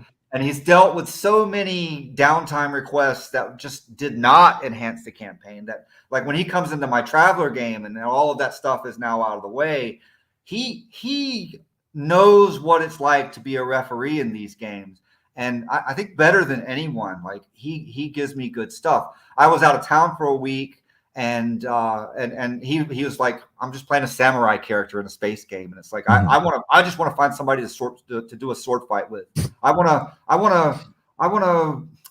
fight a duel of honor to help like a baron or something. And I'm like, I rolled up those 25 characters, and I was like, boom, here we go. I've got one. Here it is. And we're, this is like 20 minutes of my time to adjudicate this downtime action. And a little part of the world has been birthed into existence. And I'm like, I want it to matter later. I want to circle back to this later. I don't want other events to take over. Yeah, I've got desires as a referee, but he gave me this. And when we sat down and we played out this sword fight that happened, we learned a little bit more about the rules that I didn't know otherwise, which enhances my ability to referee. We found out that endurance in classic Traveler combat, sword combat, like it makes a big difference what your endurance score is, because after you've used that many turns of attacks, you start doing weakened blows after that. So it really complexified the engagement with this very simple combat system, with this very subtle little nuance of the rules. But anyways, no, he gave me something. Some people give you just routine stuff. Some people give you stuff that like it's as if they want you to run one-on-one or role playing, and it's like, well, no, you're not really. I mean, I see that you naturally want to do whatever you want, and you naturally want to have the best outcome for yourself, but like, there's another side of this where we're collectively bringing things into play that fit with what we're doing, and that also have the potential to enhance play as we go on. Yeah, it's not quite a blank slate. Right. So there's two things in there. The kind of the first one is, it seems like what you're kind of describing is like these players giving like downtime orders or something, is that there's a little bit of a danger that they're sort of just going to be doing, like you said, some sort of solo play with you, where their character is going off in a direction that's just completely away from the rest of the game with the rest of the people. Yeah. And the second thing you said was that it's like you're talking about like they want to do these things, and they want things to go as well for them as they want the best possible outcome for themselves. Like if there's a point system for a Braunstein, people will start doing things that don't have anything to do with their role. They'll start doing like nonsense moves that just, it's something that gives me a point. It doesn't make any sense. It doesn't fit the situation. Yeah. Get rid of that then. But I mean, this is why we keep coming back to the what are your first principles? Because I'm not convinced it's difficult in any way to encapsulate what makes a good player. It's very easy, but impossible if you don't know why are we all getting around the table? Why are we all here? If you have an answer to that question, you can very easily automatically understand what you need to do as a GM, as a player, and whether you have good players or not. And this is why, like, I actually disagree with this sort of idea of, I'm not against the Broasar style, but this is not going to solve your problem of having good or bad players, because you may have people who are encouraged to engage with the rules because there are more things going on and there are more factions for me to control. So there's sort of more to do on, a certain level of horizon there. But if you're here to role play, now if that's your goal, then good. You have a good method of achieving your goal. It's certainly not my goal. And this is the thing, is my goal is to play the character as authentically as I can. So if the character has his own goals in relation to the world, then there's not really a way for me to have things go the best way for me as possible, with no reference to the character. I can only act in the way I perceive makes the most sense for me. Yeah, because given my character's emotions and his knowledge and his skills, I'm going to behave like a human, like I do as an actual person, but a different person than me. But different person than me. So this is where I was kind of going with the thing that of the players wanting things to go well for themselves, is that that seems to me that they, and again, like you don't like the forged stuff, and I don't like it really either, but it seems like a kind of a meta, like an abstract way to look at the game of like, I kind of want to win, or I'm doing everything I can to not play my character. Fucking assholes. Like, it's like bullshit. If you pretend to be someone else, and I'm not a character, would, I'm not even a level 1 fighter. Like, there's not like a winning. I'm a protagonist. I'm a protagonist. A protagonist. Yeah. So this is where I'm kind of like, it's like if you just pretend to be the person in the circumstances, what if you just then there's roleplay? not an abstract way. There's not an abstract way for things to go well for me based on how do I use this I don't mechanic. know what my experience is. I don't know that I have an 18 strength. I don't know what these numbers we've been are. chatting. Let's give him a chance to respond. No. I would say that like every problem in role-playing games and role-playing game campaigns, all of it, every problem that you face generally goes back to someone not playing their role.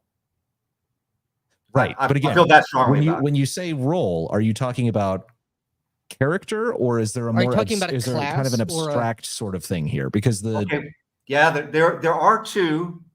There are two. One is the character is a role, and it goes. This does go back to David Wesley. You know, he defined in that Prussian town of Braunstein, you know, the role that you played. You might have been a teacher. You might have been a revolutionary. You might have been the head of the militia, and so on.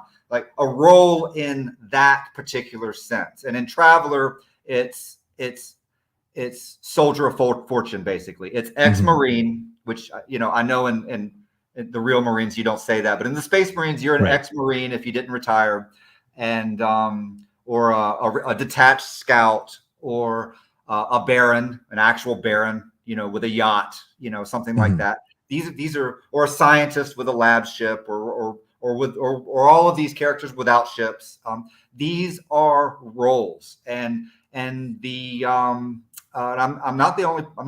I think it was Ryan Howard broke this down, and if not Ryan Howard, then maybe it was Alchemic Raker. But somebody looked at the character classes of AD&D and said, like, oh, these are roles within a Braunstein.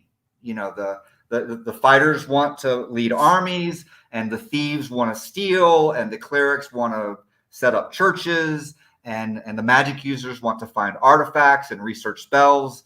Like these are in the same way that David Wesley set up roles within his Braunstein.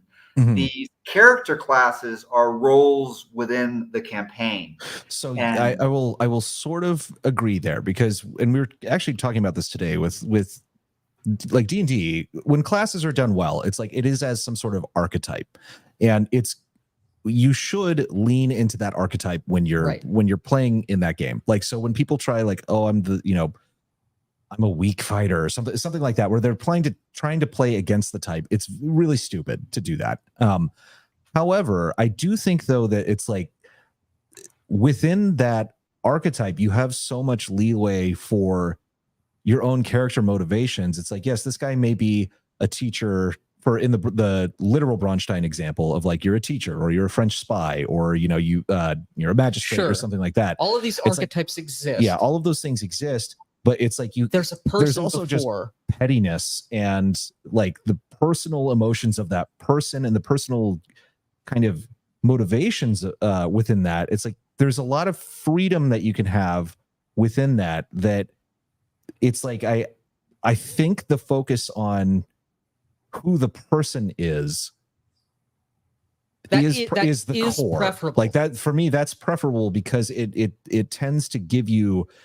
It gives you more interesting things, but it also gives you clear, identifiable goals. All of my motivations, right? All of my actions will be according to the same logic as every other class, every other archetype, every other profession. Right. It's because then it's like, okay, I created a thief. I'm a wizard first, and then I'm a person as set dressing. That's not how reality works. I'm a person first that became a magic user, and I don't really care about being a wizard or a fighting man, except insofar as it relates to me, the character. Why and how did I become this role, quote unquote? Right. Yeah. That's really going to define how I role play and what I do. Now, I want to give you an example of something that doesn't work for this. Okay. I don't know if we'll agree on it or not, but like many role playing systems go into like minute detail and like modeling the personality. So they'll throw out alignment and they'll give you like, well, I have a duty to my king, that's 10 points, and I have an odious personal habit, I I take the Lord's name in vain all the time, and I live in a Christian country, and that's a bad. And I have the following 10 quirks, and I have the following 3 advantages, and I have the following 6 social advantages, and I get +2 reaction rolls versus these people because of my green thumb, because I'm a gardener that's really good. And it's like, and it goes on. I look at that. I can't role play that. It's too much information. And if I'm a DM and every character in the game has that level of detail modeling their character, I can't adjudicate that. I can't. But isn't it the case that, isn't it possible to imagine what a person other than you is like, apart from these mechanics? Yeah. So like if we get, because I agree, I would not want point-based psychology determined for me. That is also, that's putting the cart before the horse. What they're doing, I don't know what game that's from, but that game is shit. And it's evil because it's denying the possibility that imagination exists. Yeah. And it's giving you rules to try and ape what it is to be a human being. I know what it is to be a human being. Right. I do have an imagination. I can imagine, and I can rotate the apple in my head. Yeah. You know, all of these things are true about me. They are not true about everybody. Yes, which is another thing that we talk about with like good players versus bad players. It's like, yes, you can always improve at something, but some people are much more capable of these things and much more capable of imagination than others. We did have a question. Someone asked, why does it keep coming back to the Traveler game, the discussion, and Night Danger correctly pointed out that because the stream is good videos out recently. We are big fans of Night Danger. Yes. But he correctly pointed out that the topic is we're talking about the Traveler game that Jeffro's he's running. been running some Traveler games. And, but we are also getting his experience. Yeah, we're getting on tangents about philosophy of role play in here. So that's why we keep kind of going back to it, and we're having a lot of fun with this, Jeffro. By the way, this is a very, I'm having a good time with the conversation. Awesome, me too. But yes, that is why. Yeah. So again, exactly like you said, that game is evil. I don't know what game that is, but like if you can, it's about empathy and not sympathy, as most people conflate the terms, but being able to kind of put yourself in the shoes of a different person, and having like a life path like in Traveler is great because it gives you that little starting point, and it does and it gives you sparks your imagination. Yeah, it sparks your imagination, but it leaves a lot of leeway. And it's just that it's like, for me, like I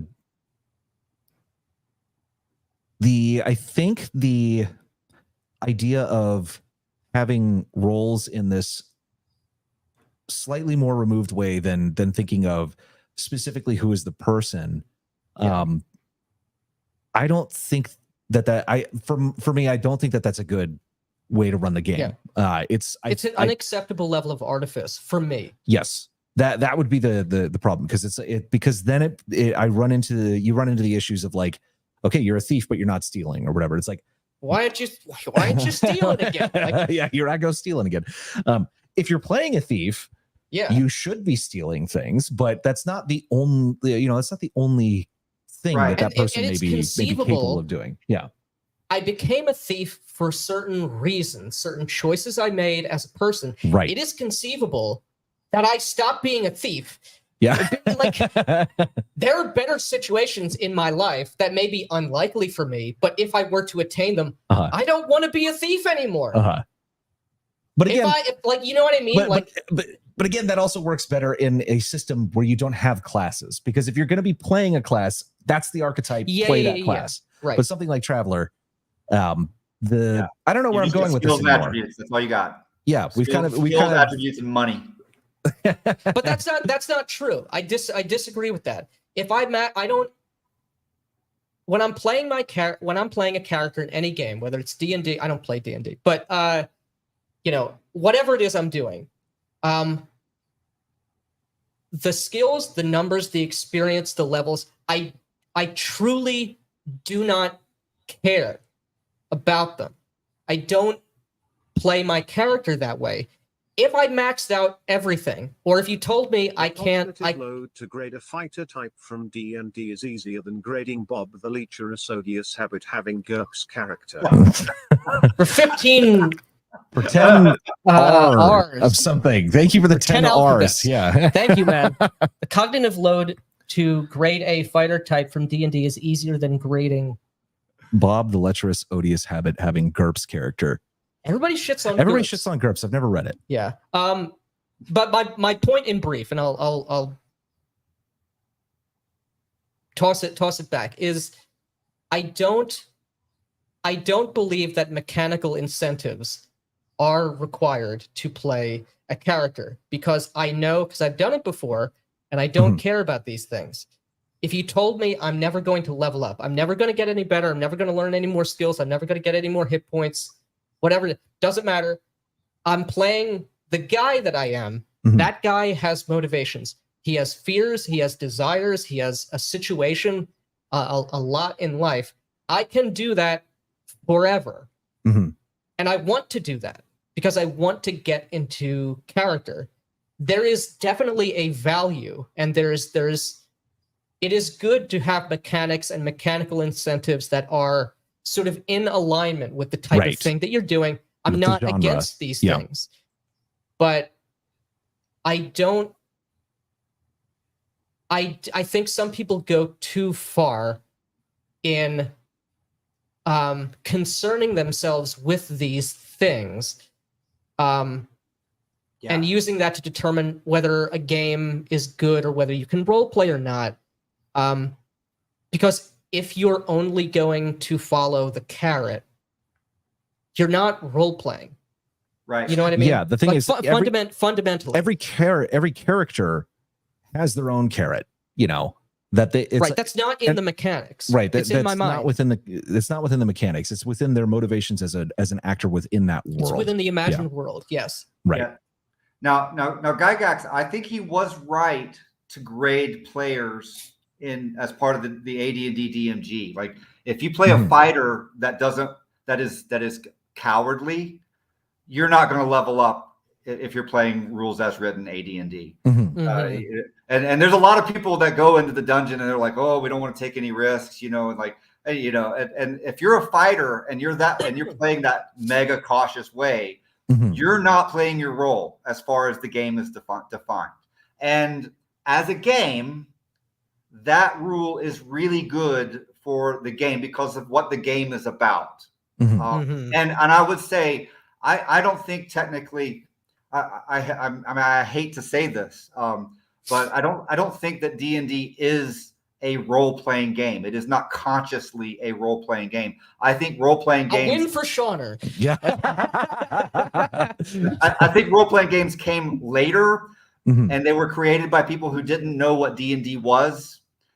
They played D&D wrong, and they thought that this is a role-playing game. But like, D&D taken in its own terms is something intrinsically different from what we think of as role-playing games today. Yeah.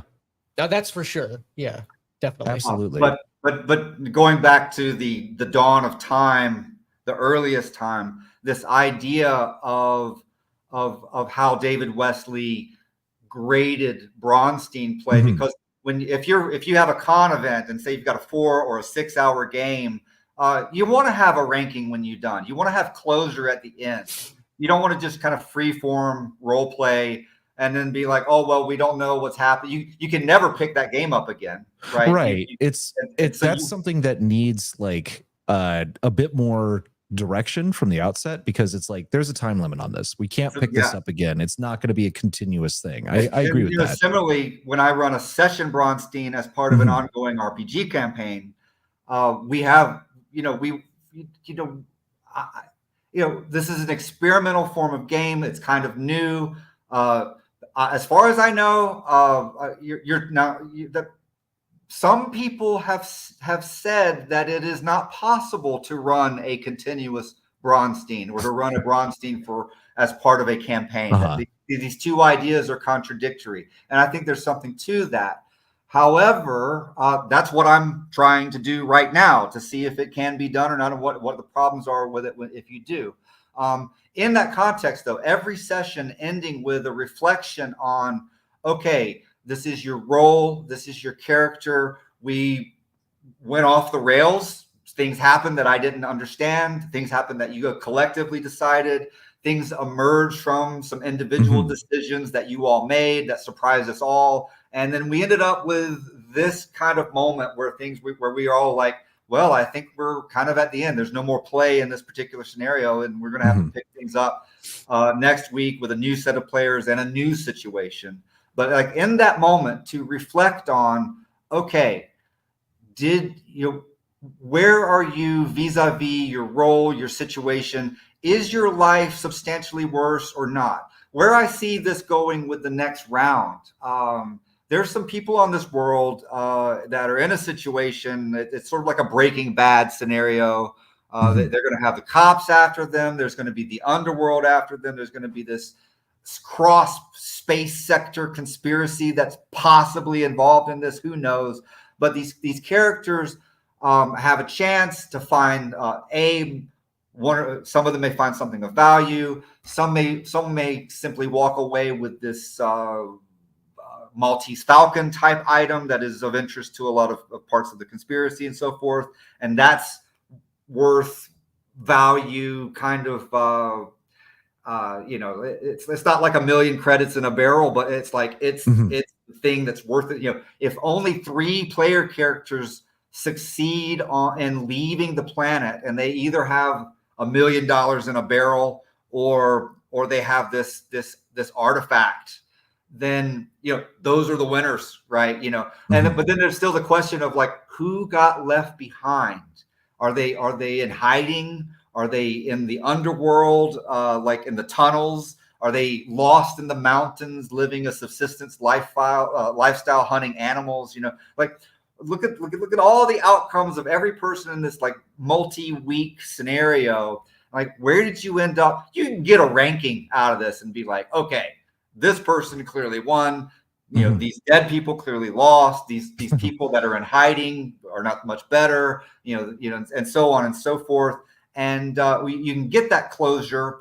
And then using one-to-one time after that, we can roll up a new planet, see where that spaceship ends up. Oh, you ended up here. We can start this process over again and have a new cast of characters to explore what's life on this world like with something that maybe pushes the giant mega space sector conspiracy plot a little further along to give us a little more information about that, or discover what it is through exploratory gaming. And so, no, I do think it's sustainable. There's problems every time that you have a Braunstein event that goes for more than one session. You've got a lot of problems because it's really useful to have all those players come back. But especially with a large group of like 8 people or more, you're not going to get all those people back. And so now the question is, well, how do you handle that? Like, there's one person that I really want to be back next Monday, but I know he's on vacation, and it's fine. Yeah, it's fine. There's an NPC that I really wanted to deal with last Monday, but the person that was running that NPC, his air conditioning was leaking water all over his house, and he literally had to go. And it was like, dang it, that was like 1/3 of my scenario. I was excited to run that. It's fine. I had players that couldn't come last Monday. They're going to come this Monday. You know what? I bet you that the players who come this Monday are going to do something with that NPC that I didn't get to do last Monday. And it even fits in a one-to-one time framework. It's like, oh, you guys that weren't here were simply doing something else last week. And, the person that isn't here, he's doing something with that downtime thing that we were dealing with that never mattered. He's doing some more with that. It's okay. It's fine. But, as soon as I got a quorum again, as I could fill out the session with NPCs, and just like I did last week, it's like, we got 5 people that are curious about this style of play that just want to try it out, that they're not going to make a commitment to be here forever. That's great. I've got a place for you. I've got a seat for you. Just give me 15 minutes to talk it out how you're going to do. You're going to be sitting out sometimes. You're going to be talking in the room with players some other times and negotiating things and brainstorming. And I'm looking out for you. I'm looking out for you. There's going to be a scenario that comes out of this. So this is sort of like the modern version of the kind of open campain that I call this a partially open campaign because not everybody gets to be the player character, right? Some of you are coming in, you're playing adversaries, or you're playing red herrings, or you're playing characters that could be potential allies if you treat them right. And it's just for a night, and that's fine. And it's even better if the players don't know which is which out among all the people who are there. Otherwise, they can guess what's going on just by looking at who's talking to who. That is, I mean, that does sound like a very fun way to do it, because like just handing an NPC to someone as their this is your one shot basically. Sure, if you're doing that. Yeah. That is pretty cool. Interesting. And so for the grading then, I understand, like, yeah, if someone got off planet and the idea was everybody has to try and get off planet, and the goal is get off planet, and only one guy does, and everybody or varying degrees of success on that. I get that, but it's like I'm getting back to like I could still fail in that goal. Right, I can do but everything. I could have role played the character very, very well. Right, and I could have role played something which, as far as I was aware, was the most logical way to improve my station. But I got shot in the face. I didn't know that was going to happen. And when we grade this, like, there's the person who had the most fun, and that's winning.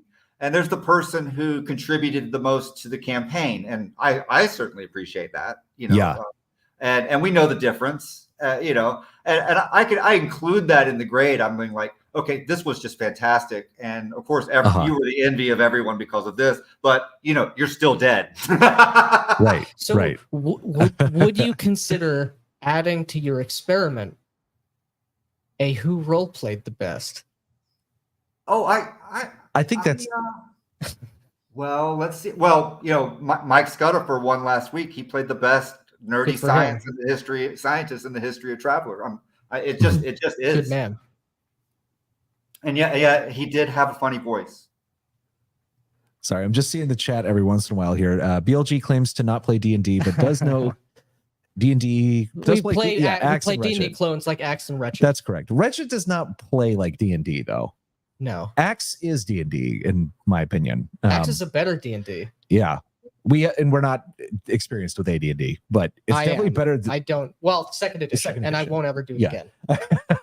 But well, I'm also familiar with second edition, and I won't ever do it again either. Expert opinions. Expert opinions. Two experts agree that AD&D second edition is dog shit. But yeah, Axe is great. I don't want to. I will just start talking about Axe if we get down this line of thought. But anything I do recommend that Chris has designed matters. What's that? What's that? Anything that Alexander McChris has designed matters. Oh, absolutely. Yeah, maybe not.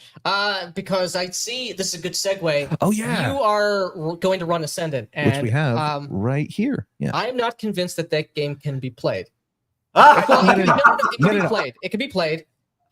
Your concern is it can't be run. It can't be run. It can't. I don't think that it can be run, and the only way it could be run is what you discovered, which I will never do, is pre-plan everything. Well, okay, yes. So here's the thing. This is an interesting segue. And I want to talk to McCreese about this at some point, because I would love to be wrong. We will, and because I want to try running it as well. Yeah, you can do that. Yes. And we're gonna. Are you good to keep going for a little while? Yeah, whatever. Yeah. All right, cool. Yeah. So chat. Big surprise. We're going to keep going for a little bit. We could probably do like 15 more minutes, but on the subject of Ascendant. So this game, this is going to be interesting when you run this as a Braunstein, because it's the game mastery section of the book. I don't know if you've read that yet, but it recommends on how to run the game that primarily it's basically to come up with a scenario and basically like allot a certain amount of supermetric point value to like challenges. challenge points. Yeah. Yeah, like challenge it's points. mission oriented. Yeah, It is mission oriented. it's mission oriented, and that's really not the kind of game that I'm interested in running anyway. Me Like if neither. I wanted, yeah, exactly. So this is why but also I'm still not convinced it can be done because of the way the supermetric points work.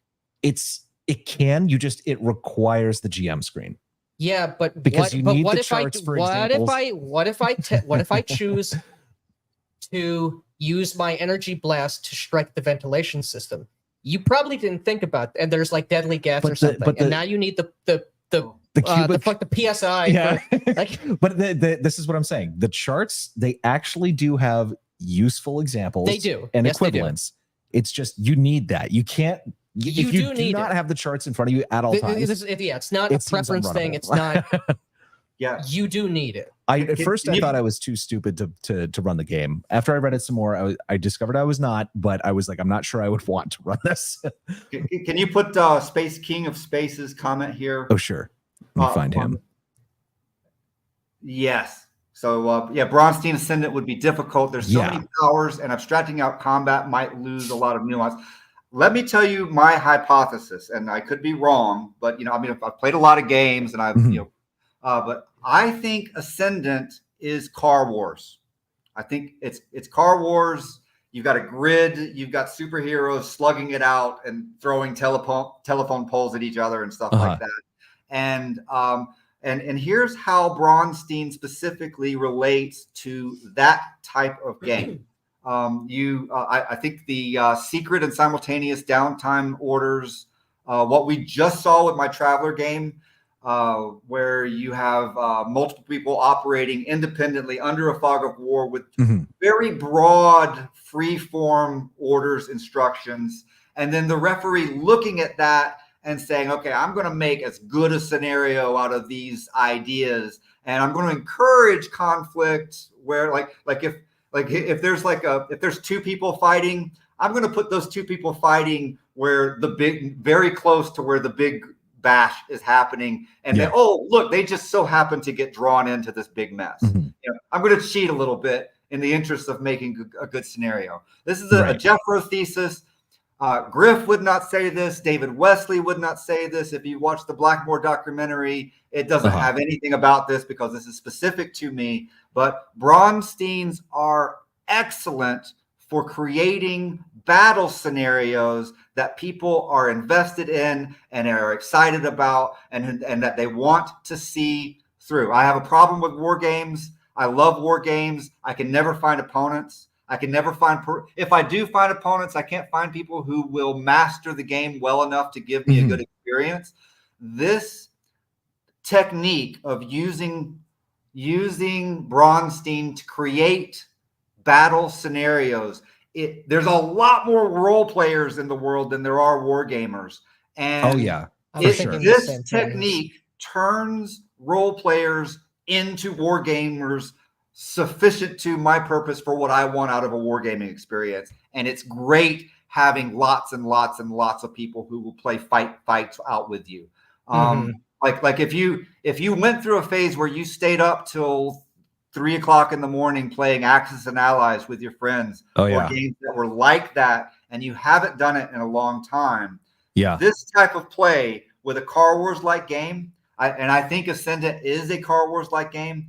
It's going to be very close to that. If it's coming out of even very minimal investment downtime orders by players who are particularly devious, you're going to get some good game out of it. That's my theory. And I'm pretty sure, I think I trust Alexander McChrist to have devised a combat battle superhero game that creates exciting, dynamic, cool stuff. I do too. And the thing is, like, the player facing rules for Ascendant are very easy. It's front loaded on character creation, so there's a lot more work there than most other systems, but it's like you basically, once you know what the challenge rating is, you roll D100, consult the chart, see what happened. It's very, very easy. And because everything's based on logarithms, all you ever have to do is add or subtract. Exactly. It's like that part of it is not difficult. It's more of like I would just need the chart at all times and have to make these comparisons for like what's the the density of wood or like no, that's like literally what you need to do. Which is not the sort of thing that I'm generally thinking about in a game. It's more about character motivation. Chris's RPG philosophy is antithetical to mine. Like we are opposites. We are interesting. Opposites. But I think in what regard? I think that's why I would hopefully do well and bring something to his system that he didn't put there when I have my way with it. So I'm he definitely wants more people to be running it. And he would actually, I think, love that, because his whole thing is every campaign is a law unto itself anyway, which is not rule 0. He has also in the Discord amended that to every Axe campaign that uses individual initiative is a law unto itself, because he thinks that's the defining characteristic of like the combat. Not the defining, but one. But I do want to say here, Space King of Space is correct. Not only to Shill Ascendant, but to Shill Ascendant Volume 2, actual comic. Yes, it is Star Spangled Squadron Volume 2 on backer kit right now. If you like superheroes that actually are jacked and there are hot babes and things going on with good writing and good action and good characters and actual superheroes, not the shit they make these days, go to backer kit, check out Star Spangled Squadron Volume 2. It's already funded well above, so it's going to happen. You're going to get it. Yeah, based in the setting of this giant book. I was surprised at how good the artwork inside the game was. It's like really, really it's very good. consistent, really and it's very good comic book style. Yeah. And it's got babes, which everything is such a low bar these days. Yeah, it's such a low bar. It's everything is very 90s. It's very 90s Image Comics. Right? Yeah, exactly. Hell yeah. So we got Crispy in here. We got Crispy. Oh shit. We do love table runner Crispy. Star Spangled Squadron. Nice. Exactly. Yeah, but I will be Crispy just did a video about his Traveler experience running Traveler. Oh, really? Well, he must be doing Mongoose 2nd edition then. Yes, obviously. He's taking Shauner's advice. The only person. Everybody's playing Traveler. Basic Expert's been playing Traveler. John Mollison at Joy of Wargaming's been playing Traveler. Well, okay, so here's another question, because I watched Mollison's video on running the I'm gonna get the word wrong. It's like the vector-based combat or whatever it is, where he's got his protractor out and everything like that. Are you doing that in your campaign? I've put the players on notice. Like in my first Braunstein scenario, we ended up with a battle royale where it was just everything got burned to the ground. Yeah, I heard one battle scenario. I love people and I was having fun. But I told them I'm like, look, we are going to do battle royale in space. If events are happening in the game. Like at the end of Serenity, where like all the spaceships ended up in the same planet at once. Like, that's what I'm doing. Just get ready. It's gonna happen. And and with that vector combat system, like I said, we do a lot of things mapless. That that game can produce situations where people just run away. Like I'm shooting missiles at these persons, and we've used all the vectors to follow and it's like, oh, well, that scout ship's just going to keep accelerating and it's never coming back. He is done. It maybe is not the most dramatic, but I think when I played it with Brian Renninger, Fluid the Druid, I was in a scout ship, and these Amazon women from the planet of the Amazons, they one of them was coming after us and shooting at us. And you look at the way the damage works in that system, and like your engine takes a hit or you lose compression. It's very scary to have your PCs on a ship and you're reading out these damage results every time you get the hits, and you're wondering like, how bad is this going to be? I don't even know how destructive the rules are, like what the chances of you blowing up are. But when we played, there's that word again. The results were very evocative. And we were like hanging on every die roll. We cared. We were so invested in the outcome of these die rolls. I think we gained a feeling of immersion in a very fantastic science fiction universe just by playing the game rules as written. Yeah, and that's something that we've talked about a bunch of times on here, because we get accused of being the ultimate story gamers, and then the story gamers call us the ultimate grognards. But it's like mechanics are not in conflict with an immersive experience. A lot of times they actually can enhance that by giving you exactly what is actually happening, not just by producing a fair outcome, but in certain games like Mithras, which I'm only bringing up because we've talked about it all day, with like hit locations and like different special effects based on levels of success when you're fighting. Like, it really paints a picture, and it may take, you know, a minute to resolve something. You know, it's like you don't have to be like, it's not going to be moment to moment all the time. Like, conversations happen real time. Adjudicating a fight and having a fair outcome, having rules of any kind is going to incur time cost. Yeah, there's a time cost there, but it still can contribute to that sense of being there when you have the picture painted in your mind. You know, you want the immersive benefit to outweigh the cost of disengaging from your character. Yeah, exactly. And there's two things with that that I want to put in is we will collectively get so hung up on digging out, like, what do these rules really mean? Like, we've never played them before. What does it mean? And we'll dig through them, and it'll be a climatic situation always when we're using these weird rules that we've never played before. And like, we will look, when I'm playing face to face, you know, like in people's living rooms and stuff, or in their dining room table, I'll look at the clock after we've done this, and it'll be like, oh my gosh, we just spent 6 hours. Anybody that looked at what we were doing would say that's the most boring thing ever. But like, if we did this, like, we are so invested in the outcome and we care so much. And like, every die roll, we're like, oh, you know, we're screaming and like, oh my God, then wait, no, but if we add this modifier, it's actually a success. Oh my gosh, you know, it's not like a spectator sport. And then you know, we come out of that. If there was no map, if there was no like the old Armory grid maps with the dry erase, if we didn't have one of those, if there was no like rough sketch, okay, here's the battlefield. Like, as soon as we have the map, your memory will be of the map.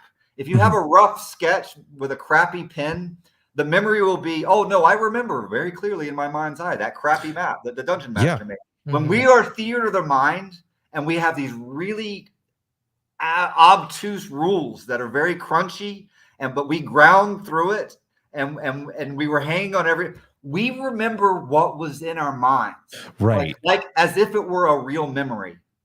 Yeah, I don't remember. It might have been, I don't remember who said this, but someone said basically, because we don't really prefer minis, we like theater of the mind. Sometimes I do need a grid now, because I've got 7 players sometimes now, which is too many. But I need that just to keep track of positions now, because I'm like, my brain is getting older and I can't do that all. But if I feel like if you're using miniatures, a lot of times you're gonna remember the miniatures. You know, that's gonna be the battle that played out. It's not just that you remember the miniatures. The miniatures in the moment are the only things that you're concentrating on. Yeah. Whereas it's like when it is theater of the mind, like, there is a cost if you have a lot of combatants that you actually keeping track of positions is very difficult. People can get confused over descriptions of rooms, but the movie that's happening in my mind as the die is being cast and we're getting the results is so fucking good, and I don't want anything to interfere with that, because that's the thing that you take with you. It's not, I'm never going to remember, you know, the literal nat 20 that I rolled. How did it feel? How did the die feel in my hand when I rolled that? It's like, I'm going to remember the crazy thing that was happening in my imagination, because that for me, that is what winning at RPGs is having those moments. And because those are the things you take with you. I don't get to take the fake gold pieces or the experience points or anything. I get to take what happened, you know, in the moment. And I get to take the moments back. Yeah. And that 100% is right again. That is so objectively correct. I don't think anything else better could be said about role-playing games tonight. I mean, you just nailed it. Yeah. Well, if we agree on that, then that is probably the most fundamental issue, I think. No minis. Yes. No, no, that's not the point. But but yeah, those memories and those experiences, that's what you take home with you. Sure. And you get to keep those forever. Yeah. Like that's the cool thing about these games. It's not the most fundamental issue, but it's a fundamental issue. Fundamental issue. You're still like, no, we disagree. But it is a fundamental issue. Yeah. At any rate, I do have responsibilities. I can't stay talking forever, but I do want to thank you very much for reaching out. Yeah, and this was a really fun conversation. No, I had a great time. I really appreciate you having me. Yeah. Do you have anything? Oh, I will update the description of the video to have your blog in it. But thank you. Is there anything else that you would like to promote? I have said everything that was on my, like literally everything that was on my mind. But yeah, I am with Pylon Press. Obviously, buy all of their books.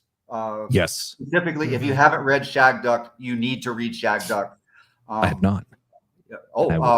If you would like to, if H.P. Lovecraft had lived through the 1970s, it's what he would have written in the 1970s. Okay.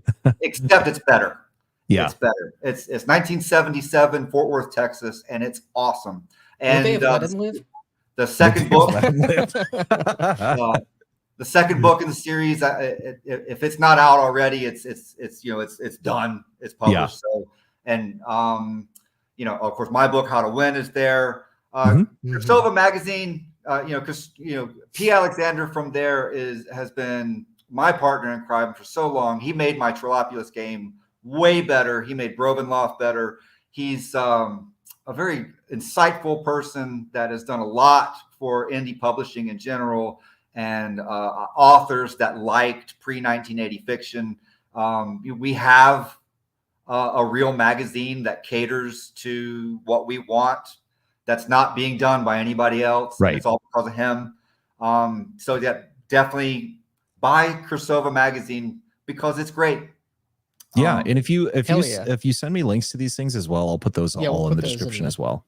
Awesome. Cool.